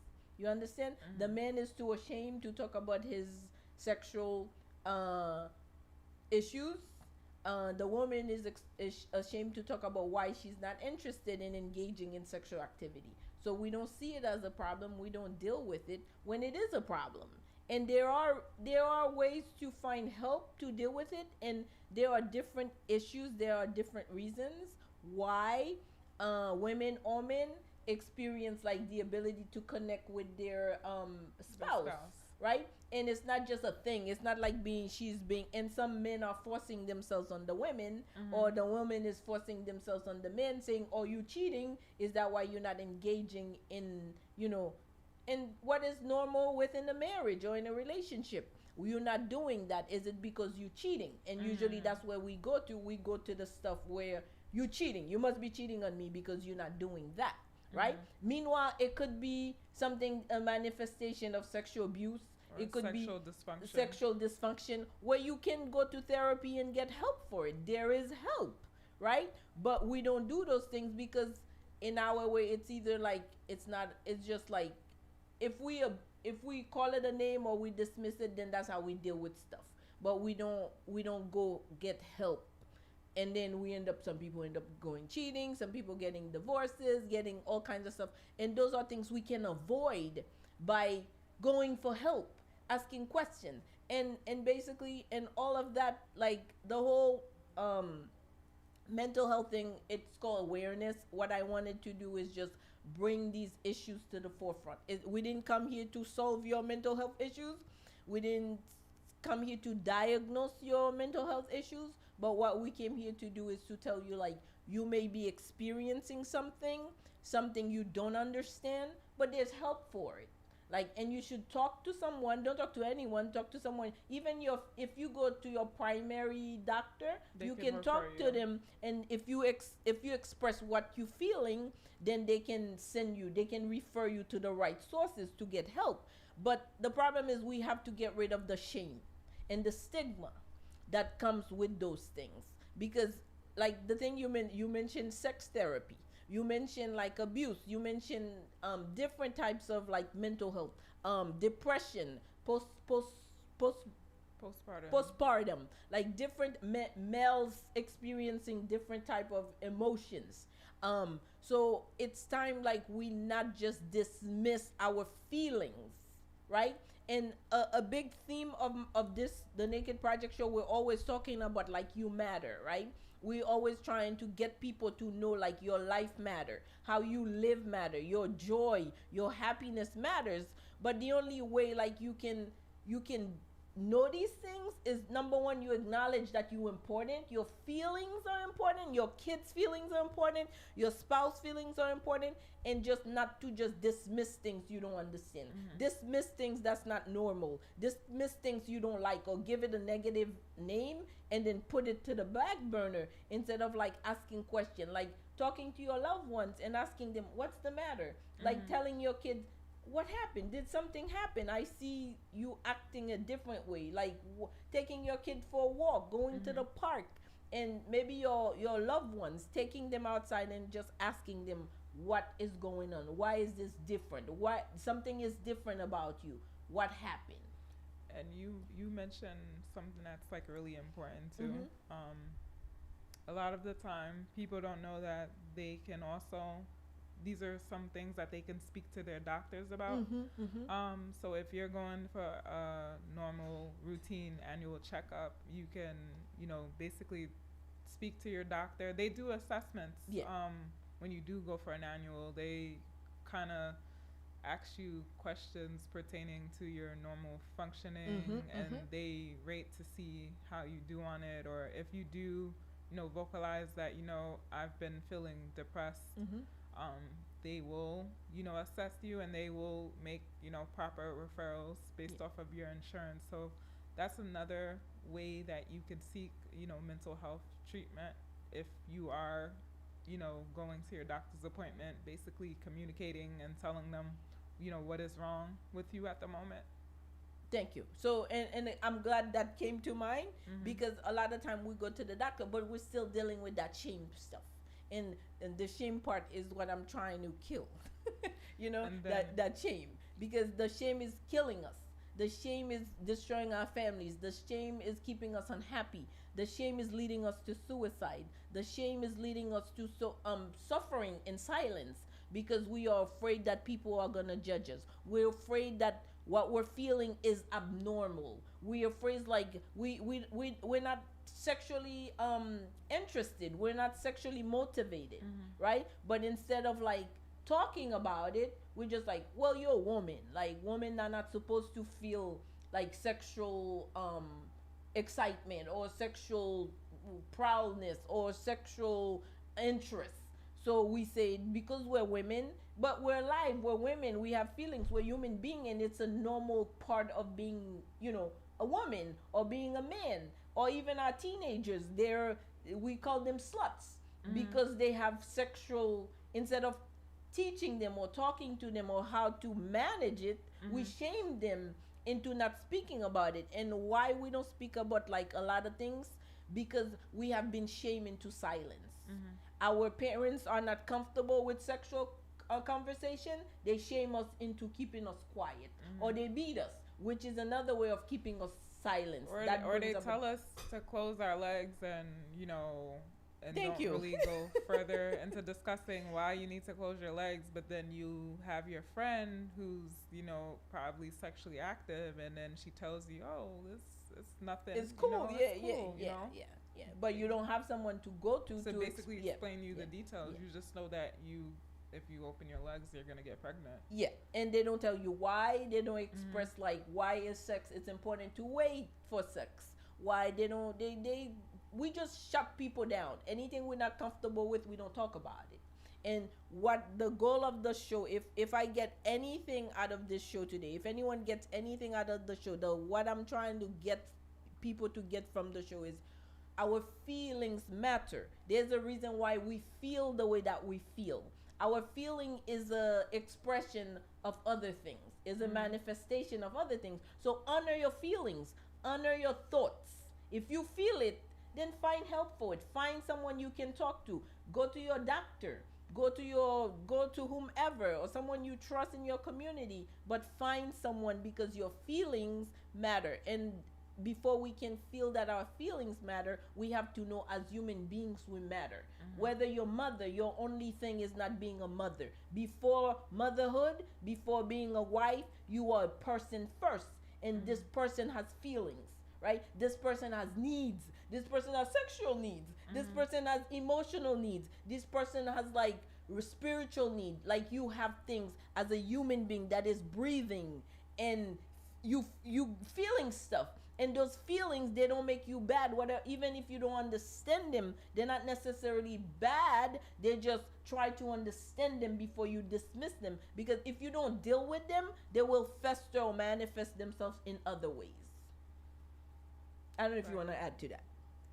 Yeah, I wanted to touch up on the part where you spoke about the shame and not wanting to get help, being embarrassed to get help. I wanted to really touch up on a point where, because a lot of the time in the mental health profession, there's not that much people that look like us, that might have the same color skin as us. Yes, So very people might be a little bit apprehensive, where it's like, compared to the person that I was telling you about, he felt comfortable telling, someone who's not the same color skin as him about his, mental health, emotions and stuff like that.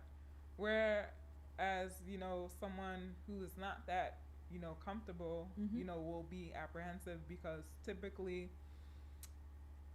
when you look at, even in different professions, we don't typically see, minorities, we don't typically see our people. Mhm. And I wanted to kind of give, information about where people can find, if people are looking for a Haitian therapist. It Please, depends on please, please. Go. it depends on the person's preference, what they're looking for. Because typically, when I was in therapy, I felt it was conducive for me to see someone who was black. Okay. You understand your And, experience, yeah. And when I was in college, a lot of the times they were white. Okay.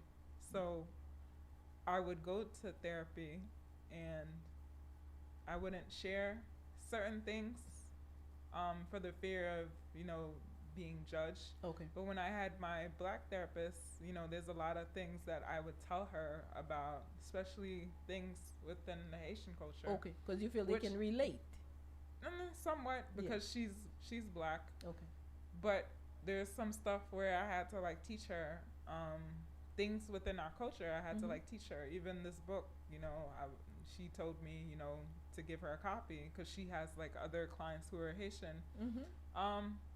So the advice that I would give too is when searching for a therapist, there's a resource that I would refer to people. It's called Psychology Today. Okay.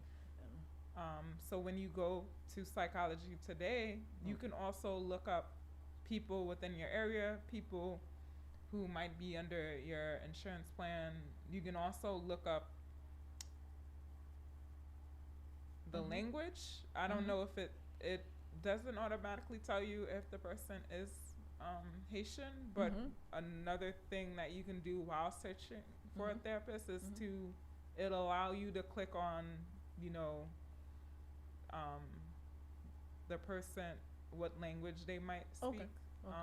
So typically if you are looking for a Haitian therapist, I would recommend, go to Psychology Today and switch the language to Haitian Creole, and you'll see a variety of, Haitian therapists within your area. Okay, so there is I think you sent me that link. Maybe I'll share it in the YouTube convo. But I think what you're saying is like, because some people may not want to go look for help because they don't think they speak enough English. They don't, not that they don't speak enough English. It might be, a lot of the other issue with seeking mental health services is they don't want to just sit there and, speak to, Someone who un don't moun ki share. blanc, Yeah, un moun yeah, ki ba kompran, Sayadi.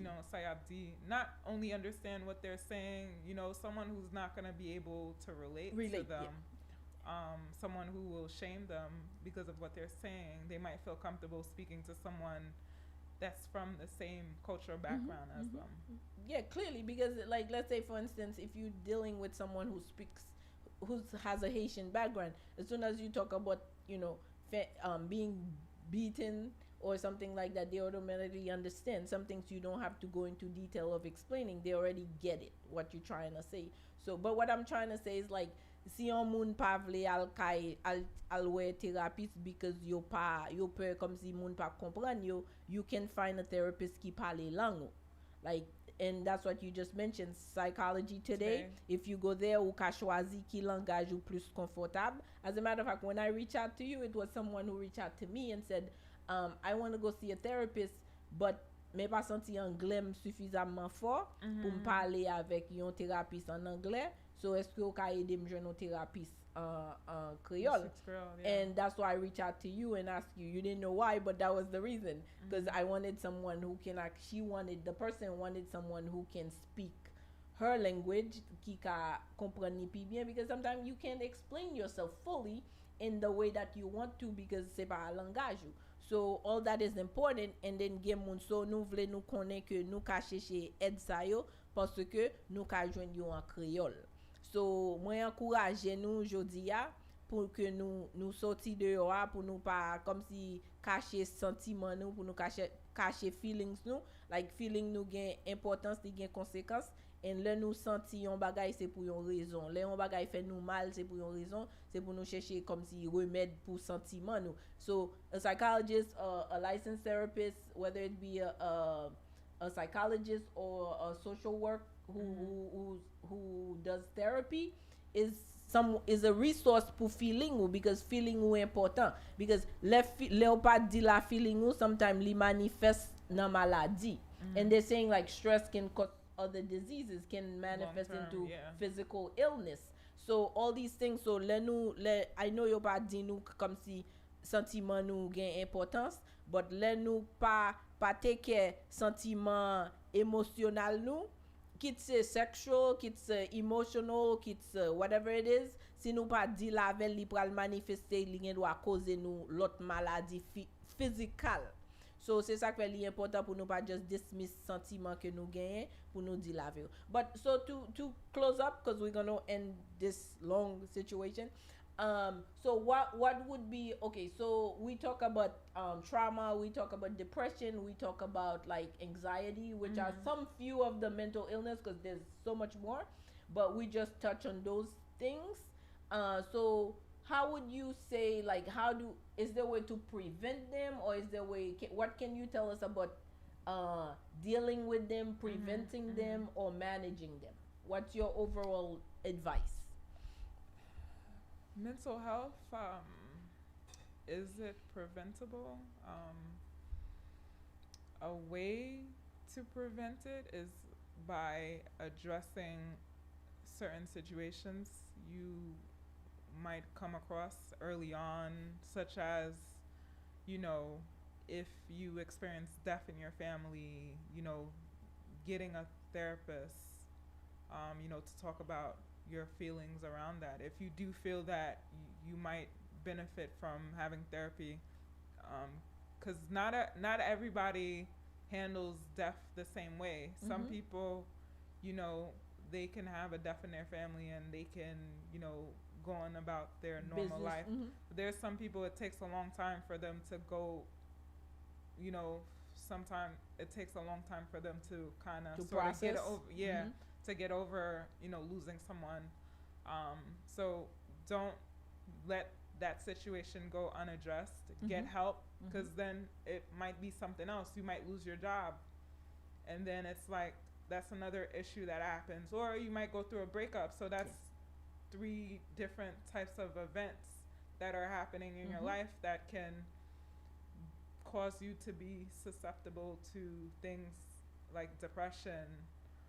And then, what you don't want it manifesting into something where you feel like you don't want to live anymore. Yeah, suicidal. That leads to suicide. So a way to prevent it is attacking issues early on, addressing issues that happen, even if it's something small, as, you ending a relationship or, you parting ways from a toxic friendship, not talking to a family member, whether it be your mother, your father, siblings, things of that nature. That's something it can manifest in other areas of your life if it's unaddressed.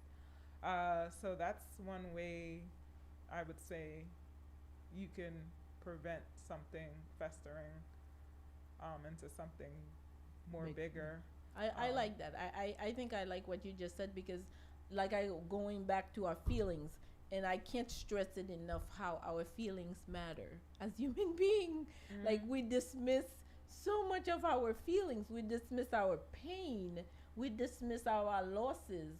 And we don't acknowledge them because we come from a culture where these things don't matter. Like you get beaten for feeling things. You get beaten for saying things. You get beaten for expressing stuff. So now we try to either devalue them or not giving them the significance that they deserve. And in turn, they manifest into other diseases and other illnesses. And that is the basis of today. Like don't dismiss your feelings. Your feeling matter. Your feeling has consequence. Like if you don't deal with it today, it's gonna manifest. La tourne zou gon ti maleng. C'est comme si this is. I'm gonna give you a visible example. Like c'est comme si ou gon ti maleng and then ou pa adresse ou bien gon ti infection ou pa adresse ou quitte la gâte until you have to cut your leg, basically. So it's the same thing with feelings. Yes, feelings manifest. Li grandi jusqu'à ce que you can have a mental breakdown. You can really now go crazy. And you can, I think you mentioned other things that could happen, so, or suicidal even. So that's why it's important, like, to manage these things, to deal with them, and let the shame go, because the shame is gonna kill you. The shame is gonna kill you in various ways, whether it's through suicide, whether it's through suffering from another disease or illness, is gonna do things to you. So that is what we're talking about, awareness. Awareness, c'est pas comme si nous vini là pour nous vin guérir maladie ou. Nous pas vini là pour nous résoudre tout problème ou. But là où est un bagay qui comme si qui différent de tous les jours, adresser, like demander service. Si c'est kay docteur pour aller, si c'est kay un ami pour parler. Pas parler à moun qui fou déjà, qui abdou c'est pas rien. But talk with people you think that are sensible to that kind of conversation. Practicing self-care. Yeah, kikaedo. And we have walks. That's the reason why I do the walks. That's the reason why I do different activities. You do the brunches. You do different ways. Find that community that will allow you to not to be in a state where you can express those feelings without feeling ashamed. So because we're gonna end the show, any last thoughts, any last advice, anything you wanna share? What I wanted to touch up on, to answer the question on ways to prevent it, using your PTO time. What is PTO for the people? What is PTO? PTO is an incentive that your job gives you to use your time, to use personal time off. Is what the definition is. Yes. So you could use it whether or not, if you're going through something or you're coming out of, you're coming out of a situation, whether it be like you don't feel like going to work because something happened or whatever. You don't feel up to the mood of going to work. Something happened at work and you don't feel like going to work to dealing with the issue. You can use your PTO time to go on vacation or something. Treat yourself, take off, use MFLA. If you've experienced a loss in your family, use up your time. Don't go back into work knowing that, the situation is something that you're still managing. Because you return back to work, your job is going to think that everything is okay, and they're going to think that, okay, you're emotionally competent to handle the duties of your job when you're still dealing with the issues. Your employer is not going to really have any sympathy for you, what you're dealing with, because at the end of the day, it's a job. They're not really there to take care of you. To take care of you mentally. Yeah. And that's one of the things that I was trying to explain to the person that confided in me. Your job is not your family. They're not your best friend. Consult with people who care about you, because at the end of the day, and I know this is something that I'm seeing on social media, with certain memes. I don't know how you're going to translate that. On social media, there's certain memes where, they say, if something were to happen to you today, your job will replace you. I have a supervisor who passed away, and I didn't even know that she was dying until she was out from work and she was supposed to be returning. And I look at my email and I see that her job was put up. Oh, wow. After her job was put up, do you know that we got an email saying that she passed away? And it was shot. Yeah. Oh, wow. Yeah, so do the necessary precautions to maintain your well-being. Not saying that a job is not important, but your mental health is more important than a job. So that's the final word that I would say. To take care of your well-being, and don't put anyone in front of your mental well-being. Or anything. Anything. Yeah. So Thank that's you. the advice Thank you. that I would say. Again, I want to thank you, Gina, for taking the time, because I know you're busy. but thank you for taking the time to come here to do the job that is the service we try to provide. Souhaitez nous séparer émission ça bay l'autre moun, peut-être ça ka aider yo sauver mariage yo, sauver la vie yo, sauver petit yo, because depression, anxiety is present, very prevalent dans communauté ya. Quitte ici ou quitte Haïti ou problème surtout en Haïti, nous pas même toucher ça, but the stuff comme si moun ap vivre en Haïti fait comme si que ou uncertainty qui que moun ap vivre en Haïti fait ou assez ou tout le monde en Haïti trouve yo traumatized, but unfortunately nous pas de temps pour nous dire là ça avec ça, but ça nous ka dit comme si là ou senti un bagay, là ou peur, là ou confused, là ou hurt, le feeling ou shame, whatever it is you feeling, take it under consideration and find help.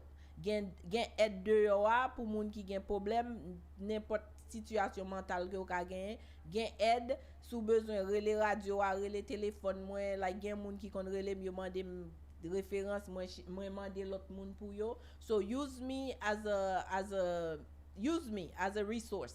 Use the show as a resource. Nous pas là seulement pour nous parler, nous voulons aider nous. Vraiment, like I am so committed to seeing our lives change, our community better. And those are the ways. We have to be mentally fit, physically fit, pour nous ka handle the other stuff that we're dealing with.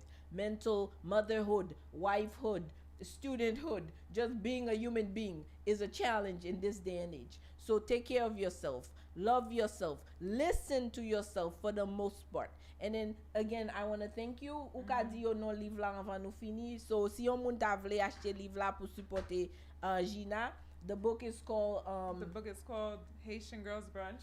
And where can they find it? They can find it on Amazon. If you search on Amazon, you look for Haitian Girls Brunch.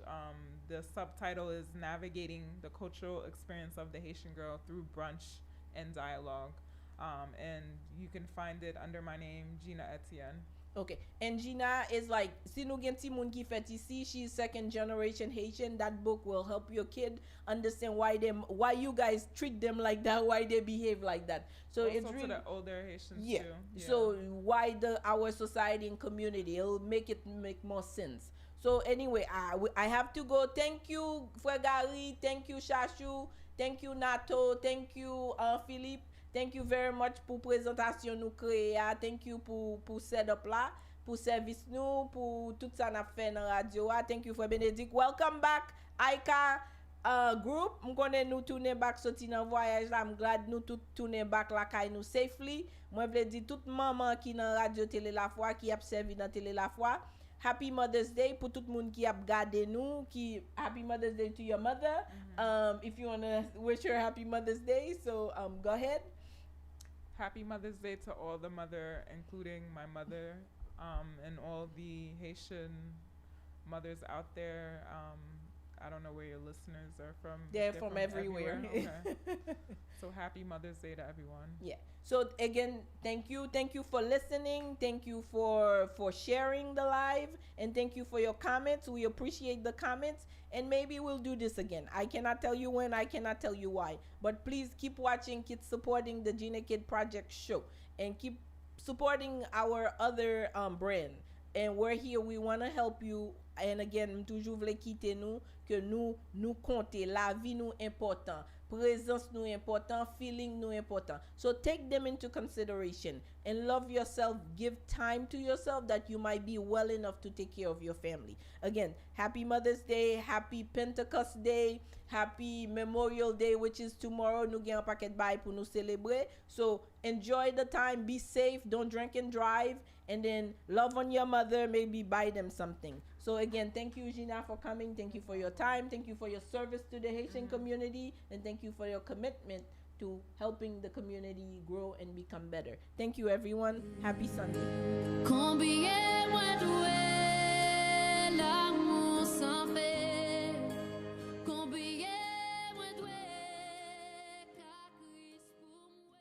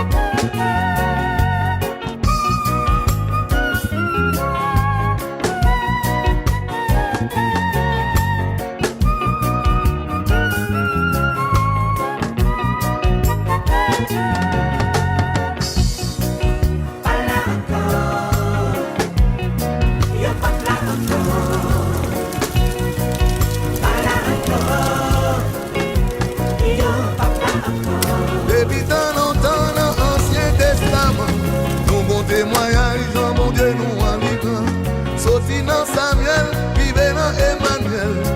Ouais, la vie nous l'en blâmer, lui écrit. Lui c'est mettre la terre, lui comprend la mer. Et puis le cas défend nous devant n'importe ennemi. Jodi a si gen problème, pas peur. Il toujours fait miracle pour servir tel tendez. Ça t'avait monté complot yo. Ça qui t'a pris yo. Méchant t'a galé corps. T'as pas le fort. Moi pas ouais yo. Bon Dieu qu'on y'en fait, li refait. Li montrer pouvoir, montrer c'est l'éternel. Sous garder Daniel, dans le décoin en lui. Devant Wanebikanez dans le pot de victoire. Si vous nous croyez en lui, croyez en parole lui. Parce que va faire promesse pour lui pas accompli. Jodi a si gen problème pas peur. Il toujours fait miracle pour servir tel y otande. Oh, tout ça t'avait monté complot. Tout ça que t'as pris mieux.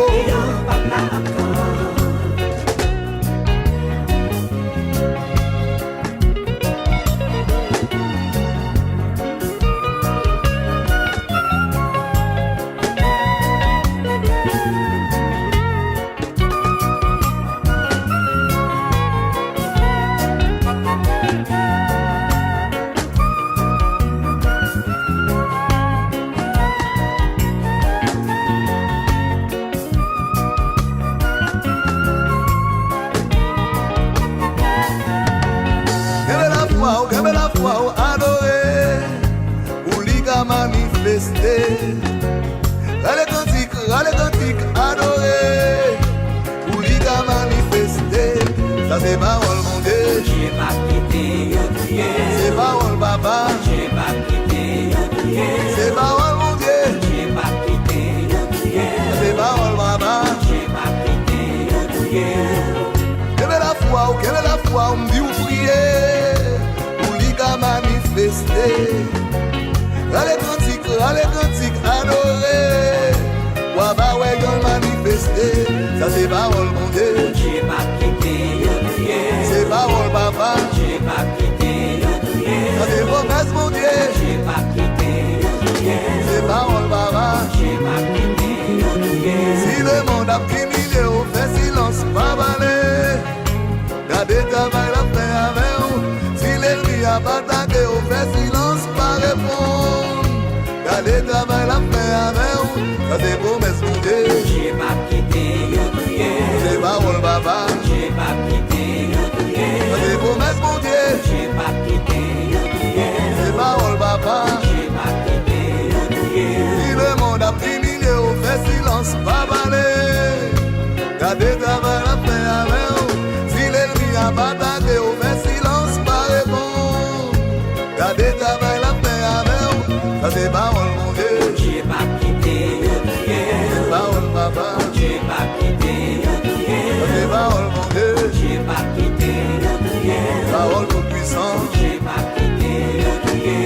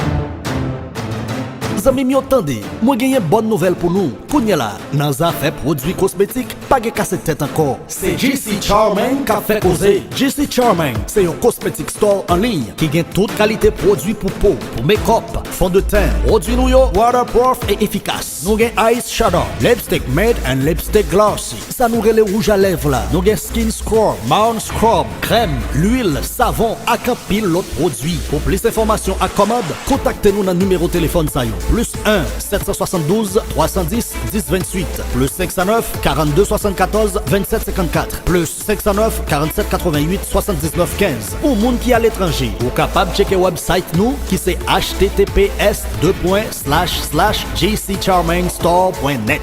Ou capable écrire nous tout sur presque toute plateforme yo, Twitter, Instagram, Facebook, TikTok, Snapchat, YouTube, GC Charming/GC Charming officiel. Dans affaires cosmétique store online, ou mettre quoi? Pas de passer GC Charming.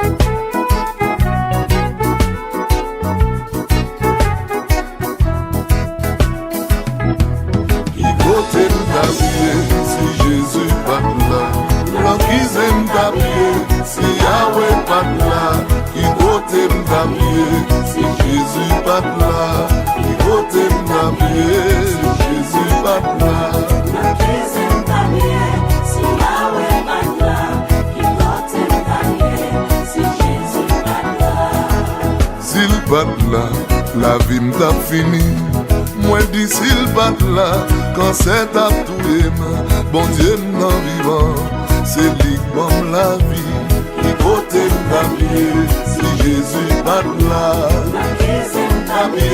si Yahweh bat là, qui côté m'habiller, si Jésus bat là, oh s'il bat là, yo t'a déporté. Moi dis s'il bat là, méchant d'abdouye, bon Dieu m'en vivant, c'est lui qui protège moi, qui protège ma vie. Bat là.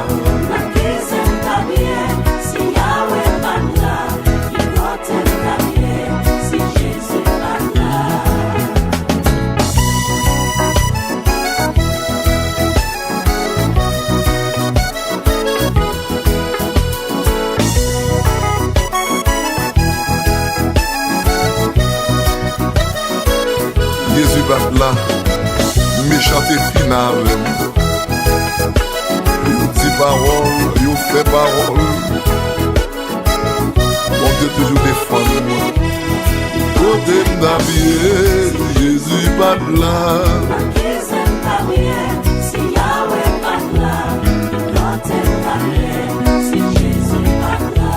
Pour comploter pour détruire la vie. Jésus défend moi, les camper pour moi, mon Dieu m'en vivant, c'est seul avocat qui côté m'dabiller, si Jésus pas là, l'en qui s'aime m'dabiller, si Yahweh pas là, qui côté m'dabiller, si Jésus pas là, l'homme t'avait souffri, famille m'de la gueule, c'est lui comme la main qui mettait dehors, mon Dieu m'en vivant. C'est lui qui la paix, côté ma vie, alléluia, côté ma soeur, a fini.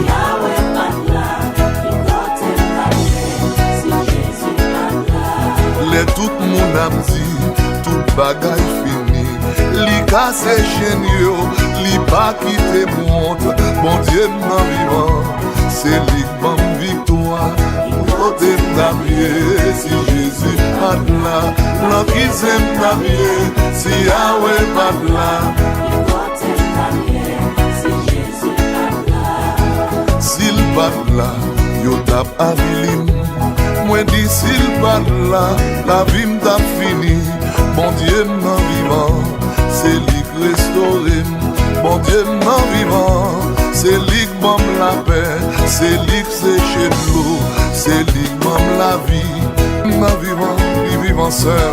Bon Dieu m'en vivant, c'est le papa qui ça me l'a fait. Il vivant. Dieu m'en vivant.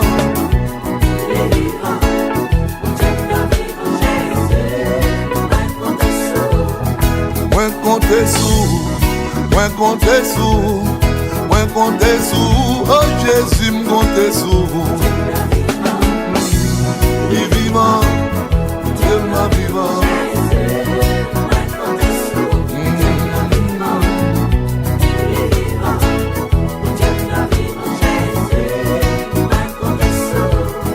Moi compter sous Jésus, ou m'en la paix. Moi compter sous Jésus, ou guéris moi.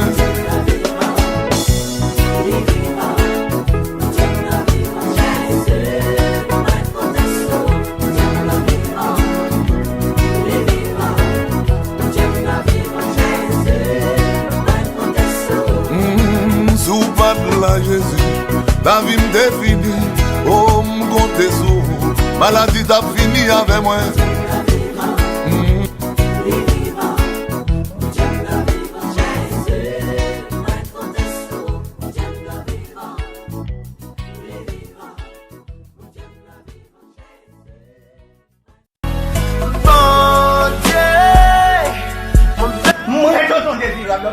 Problème, des calamités, moi, regarde Facebook, moi, je live sur Midi Show avec Bénédicte.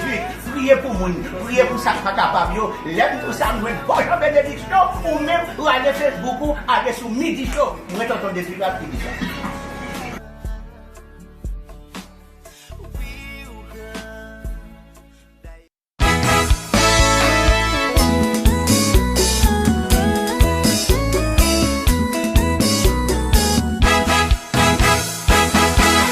Faut me témoigner, ça Jésus fait pour moi. Faut me raconter toute ma belle il fait yo. Faut mal dire qui côté moi d'ailleurs, côté mieux jodi ya. Jean Jésus aime moi. Faut me témoigner, ça Jésus fait pour moi. Faut me raconter toute ma belle il fait yo. Faut mal dire qui côté moi d'ailleurs, côté mieux jodi ya. Jean Jésus. Jésus guéris-moi. T'es dans fait noir éclairé chemin moi. T'es dans prison libérez-moi. Faut me témoigner, faut me raconter ça Jésus fait pour moi. Ouais t'es perdu Jésus a cherché. Tout le monde je t'aime Jésus ramassé. T'es dans la peine libre me garde content. Faut me témoigner, faut me raconter ça Jésus fait.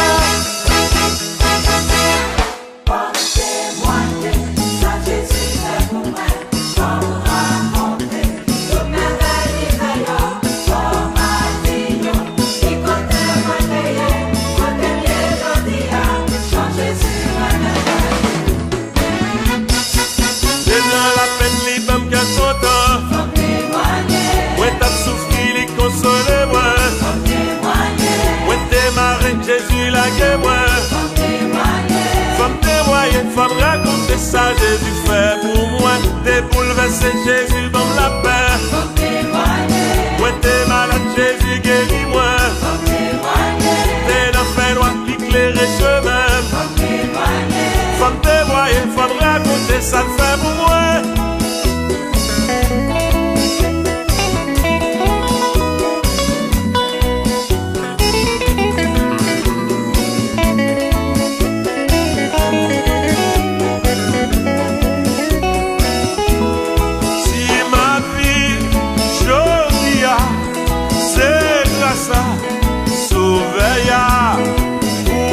Ça, faut m'aller raconter.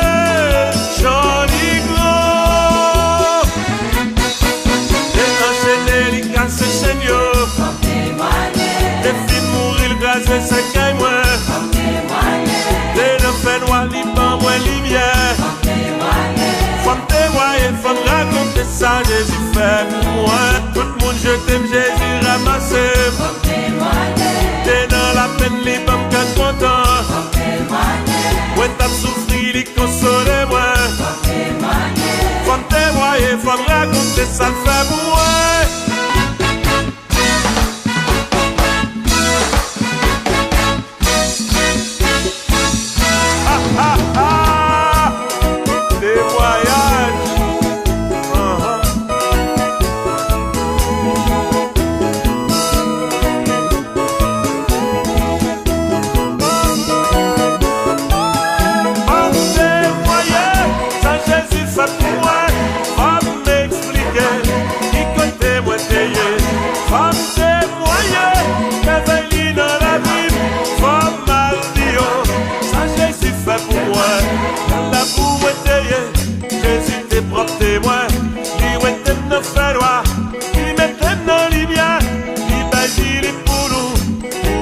Pas sauver, accent li racheter, faut nous canter moyen, faut nous témoigner, quand Jésus fait pour moi, faut m'expliquer, qui côté moi t'ayé, faut me témoigner, quand Jésus dans la vie, faut mal dire, quand Jésus fait pour moi, guérison yo, libération yo, loyer yo payé, papier yo sien. Délivrance yo, guérison yo, résurrection yo. Faut me témoigner, ça Jésus fait pour moi. Faut me raconter, toute merveille il fait yo. Faut m'a dit yo, qui côté moi t'ayé, côté bien jodi a, Jean Jésus remet moi.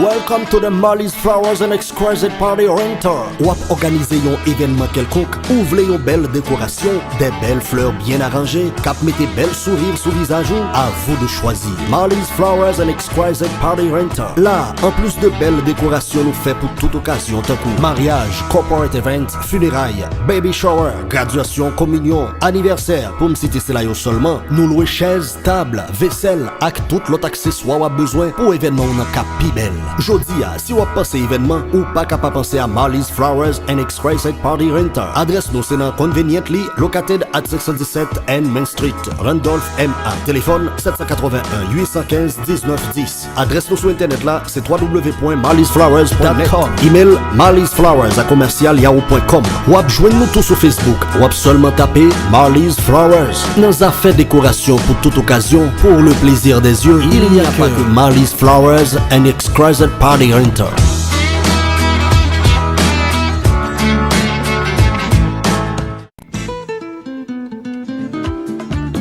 Frère Maxime, amis internautes, téléspectateurs, auditeurs et auditrices RTL, Radio Télé Lafwa, qui toujours témoigner qui j'ai programme nous aider ou. L'heure arrive pour entrer dans la grande famille RTL là. Fan Club Université Radio Télé Lafwa, Paola. Pendant on supporte nous seulement avec $50 chaque mois. C'est un investissement fait. Leur supporter RTL n'a aidé nous payer techniciens, courant, internet, etc. Même si vous n'avez pas $50 chaque mois, ou kabay so gain chaque mois. Rentrez dans la famille. Dans la famille ça, les wap fêter, nous prier pour vous. Investir dans le travail bon Dieu. C'est bénédiction après aller sous. Pour inscrire dans la famille Université RTL là, relais secrétariat dans 718 341 92 37 ou bien 929 350 78 67.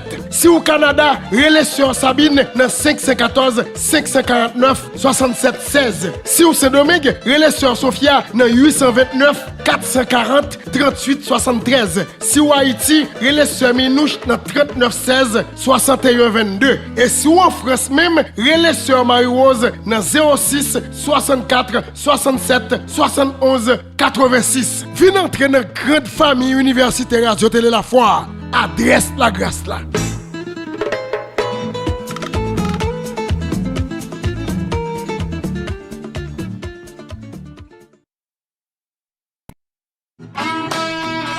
Welcome to the Marley's Flowers and Exquisite Party Renter. Ou ap organize yon événement quelconque, ou vle yon belle décoration, des belles fleurs bien arrangées, kap mette belle sourire sous visage ou, à vous de choisir. Marley's Flowers and Exquisite Party Renter. Là, en plus de belles décorations, nous fait pour toute occasion, tant que mariage, corporate event, funérailles, baby shower, graduation, communion, anniversaire, pour me citer cela yo seulement, nous louons chaises, tables, vaisselle, avec tout l'autre accessoire ou a besoin pour événement ou nan cap pi belle. Jodi a, si ou passe événement ou pas capable penser à Marley's Flowers and Exquisite Party Renter. Adresse nous c'est dans Conveniently, located at 617 N Main Street, Randolph, MA. Téléphone 781 815 1910. Adresse nous sur internet là, c'est www.marleysflowers.com. Email marleysflowers@commercial.yahoo.com. Ou ap joindre nous tous sur Facebook. Ou ap seulement taper Marley's Flowers. Nous a fait décoration pour toute occasion, pour le plaisir des yeux. Il n'y a pas que Marley's Flowers and Exquisite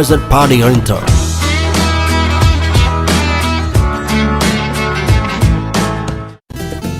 Ou même quand chercher un bon cremas, yon cremas qui goût, qui prépare dans bonnes conditions l'hygiène, ou pas gen l'autre choix, Gerdou cremas. Ou organiser mariage, baptême, graduation, ou gen communion, fiançailles, suite 16 et la trier, une seule réponse, Gerdou cremas. Dans Gerdou cremas, nous offrons plusieurs qualités saveurs tant que cocoyer, chocolat, fraises, raisin, gingembre, café, etc. Si ou c'est moun qui pas consommer sucre, nous gen pour tout et prix nous yo très abordable. Tendez ça, 5 onces, $5, 10 onces, $10, 750 ml, $25. Placez commande par là depuis kounya même, mais pas oublier frais expédition en paladon pour payer à part. Moun New York, New Jersey, Connecticut, pas de problème. Shipping nous en c'est WAP. Instagram nous c'est @Gerdou Cremas. Au soir relais nous nan 973 657 2235. Gerdou Cremas, pi bon nan moment.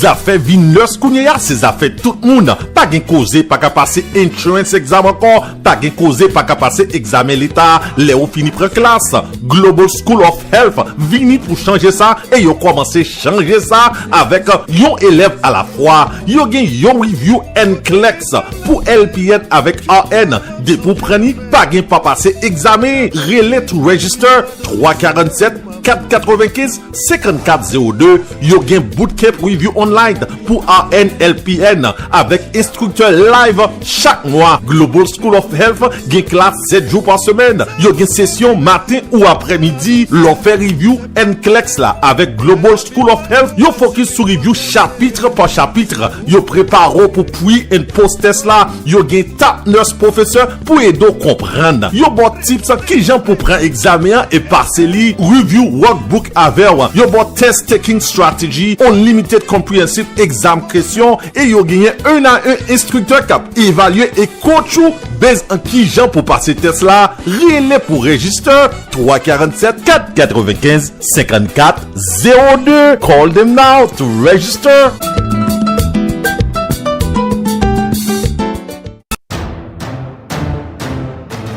Zami mi otande, moi genye bonne nouvelle pour nous. Kounya la, nan zafè produits cosmétiques, pas gen kase tête encore. C'est GC Charming qui fait causer. GC Charming, c'est un cosmétique store en ligne qui gagne toute qualité produits pour peau, pour make-up, fond de teint, produits nou yo, waterproof et efficace. Nous gen ice shadow, lipstick matte and lipstick glossy. Ça nous relè rouge à lèvres là. Nous gen skin scrub, mouth scrub, crème, l'huile, savon, ak un pile l'autre produit. Pour plus d'informations à commande, contactez-nous dans numéro téléphone ça yo. Plus 1 772 310 1028 plus 509 42 74 27 54 plus 509 47 88 79 15. Pour moun qui à l'étranger, ou capable checker website nous qui c'est https://gccharmingstore.net. Ou capable écrire nous tout sur presque toute plateforme yo, Twitter, Instagram, Facebook, TikTok, Snapchat, YouTube, GC Charming officiel. Dans affaires cosmétique store online ou mettre quoi? Pas de passer GC Charming.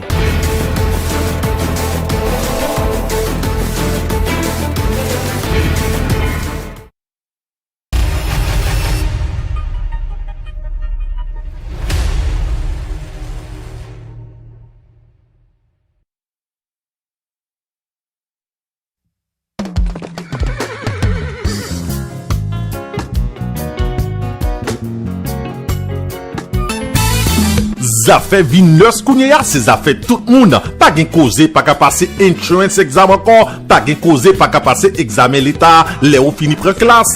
Global School of Health vini pou chanje sa, e yo komanse chanje sa avek yon élève à la fois. Yo gen yon review NCLEX pou LPN avec AN. De pou preni, pa gen pa pase examen. Relay to register 347 495 5402. Yo gen bootcamp review online pour ANLPN avec instructeur live chaque mois. Global School of Health gen classe 7 jours par semaine. Yo gen session matin ou après-midi. L'on fait review NCLEX là avec Global School of Health. Yo focus sur review chapitre par chapitre. Yo prépare pour pre and post test là. Yo gen top nurse professeur pour aider comprendre. Yo bon tips qui gens pour prendre examen et passer li review workbook avec. Yo bon test taking strategy, unlimited comprehensive exam question et yo gagné un à un instructeur cap évaluer et coach ou base en qui gens pour passer test là. Relais pour register 347 495 54 02. Call them now to register.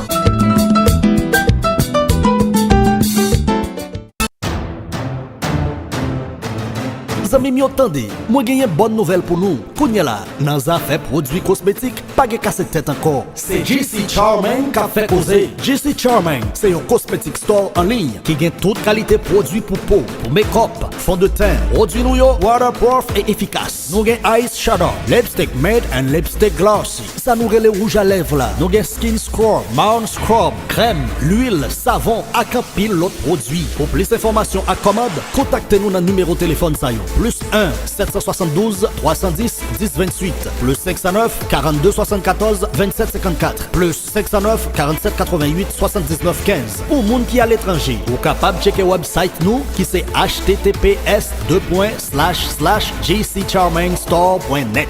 Ou capable écrire nous tout sur presque toute plateforme yo, Twitter, Instagram, Facebook, TikTok, Snapchat, YouTube, GC Charming/GC Charming officiel. Dans affaires cosmétique store online, ou mettre quoi? Pas de passer GC Charming.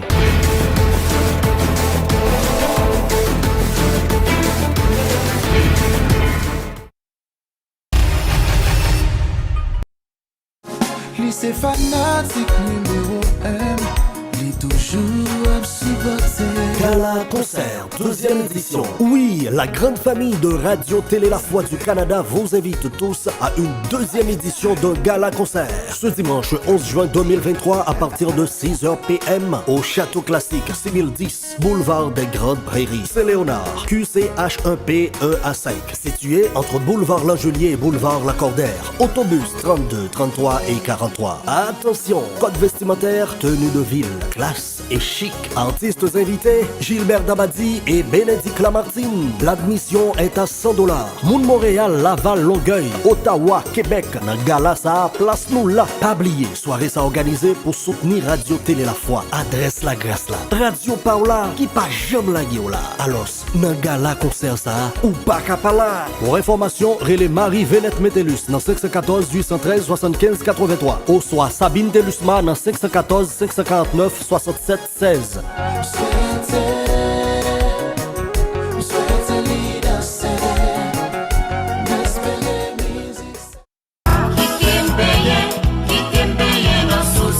ICC et a invité dans la 8e convention charismatique l'année ça. Sous ce pral pété dans Connecticut. Inscription a déjà commencé. Ou même qui voulait prendre package hôtel avec nous, relais pour prendre full package convention 2023 pour là. Si vous voulez gagner 4 moun dans chambre, vous payer $1,200. Ça veut dire $300 pour chaque moun. Yon chambre qui gagne 3 moun a payé $1,050. Ça veut dire $350 pour chaque moun. Yon chambre qui gagne 2 moun a coûté $800. Ça veut dire $400 pour chaque moun. Pour chambre privée ou même, pour yon moun, c'est $650. Si vous prenez full package là avec nous, vous avez maillot, livre, bracelet gratis. Tout bagay net inclus avec nous. Et si vous pas prendre hôtel avec nous, bracelet a coûté $60 pour 3 jours. Pour ti moun petit sorti de 0 à 12 ans, bracelet a coûté $40 pour 3 jours. Pour bus cap sorti Queen, c'est pour venir Connecticut, ou payer $80.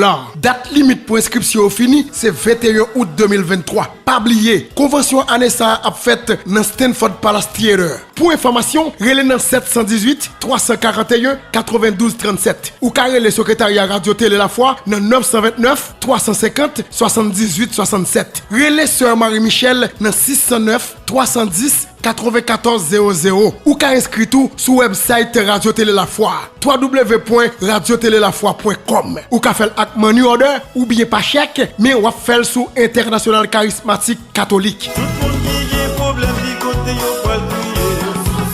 Pour tout le monde qui a souffert, qui côté qui solution.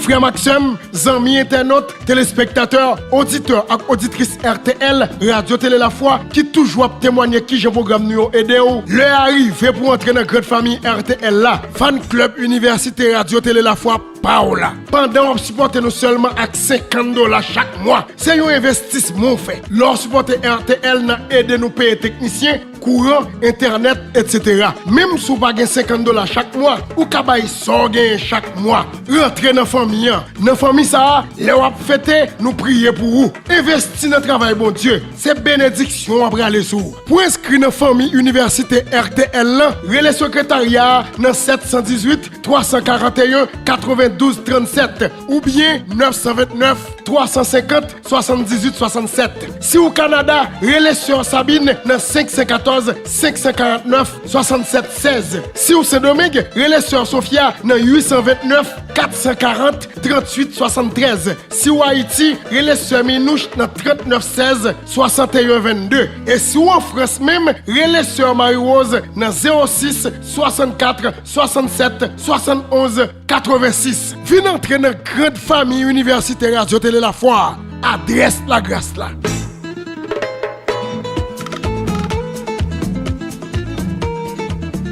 L'innovation de votre audiovisuel. Radio Télé Lafwa. Soyez toujours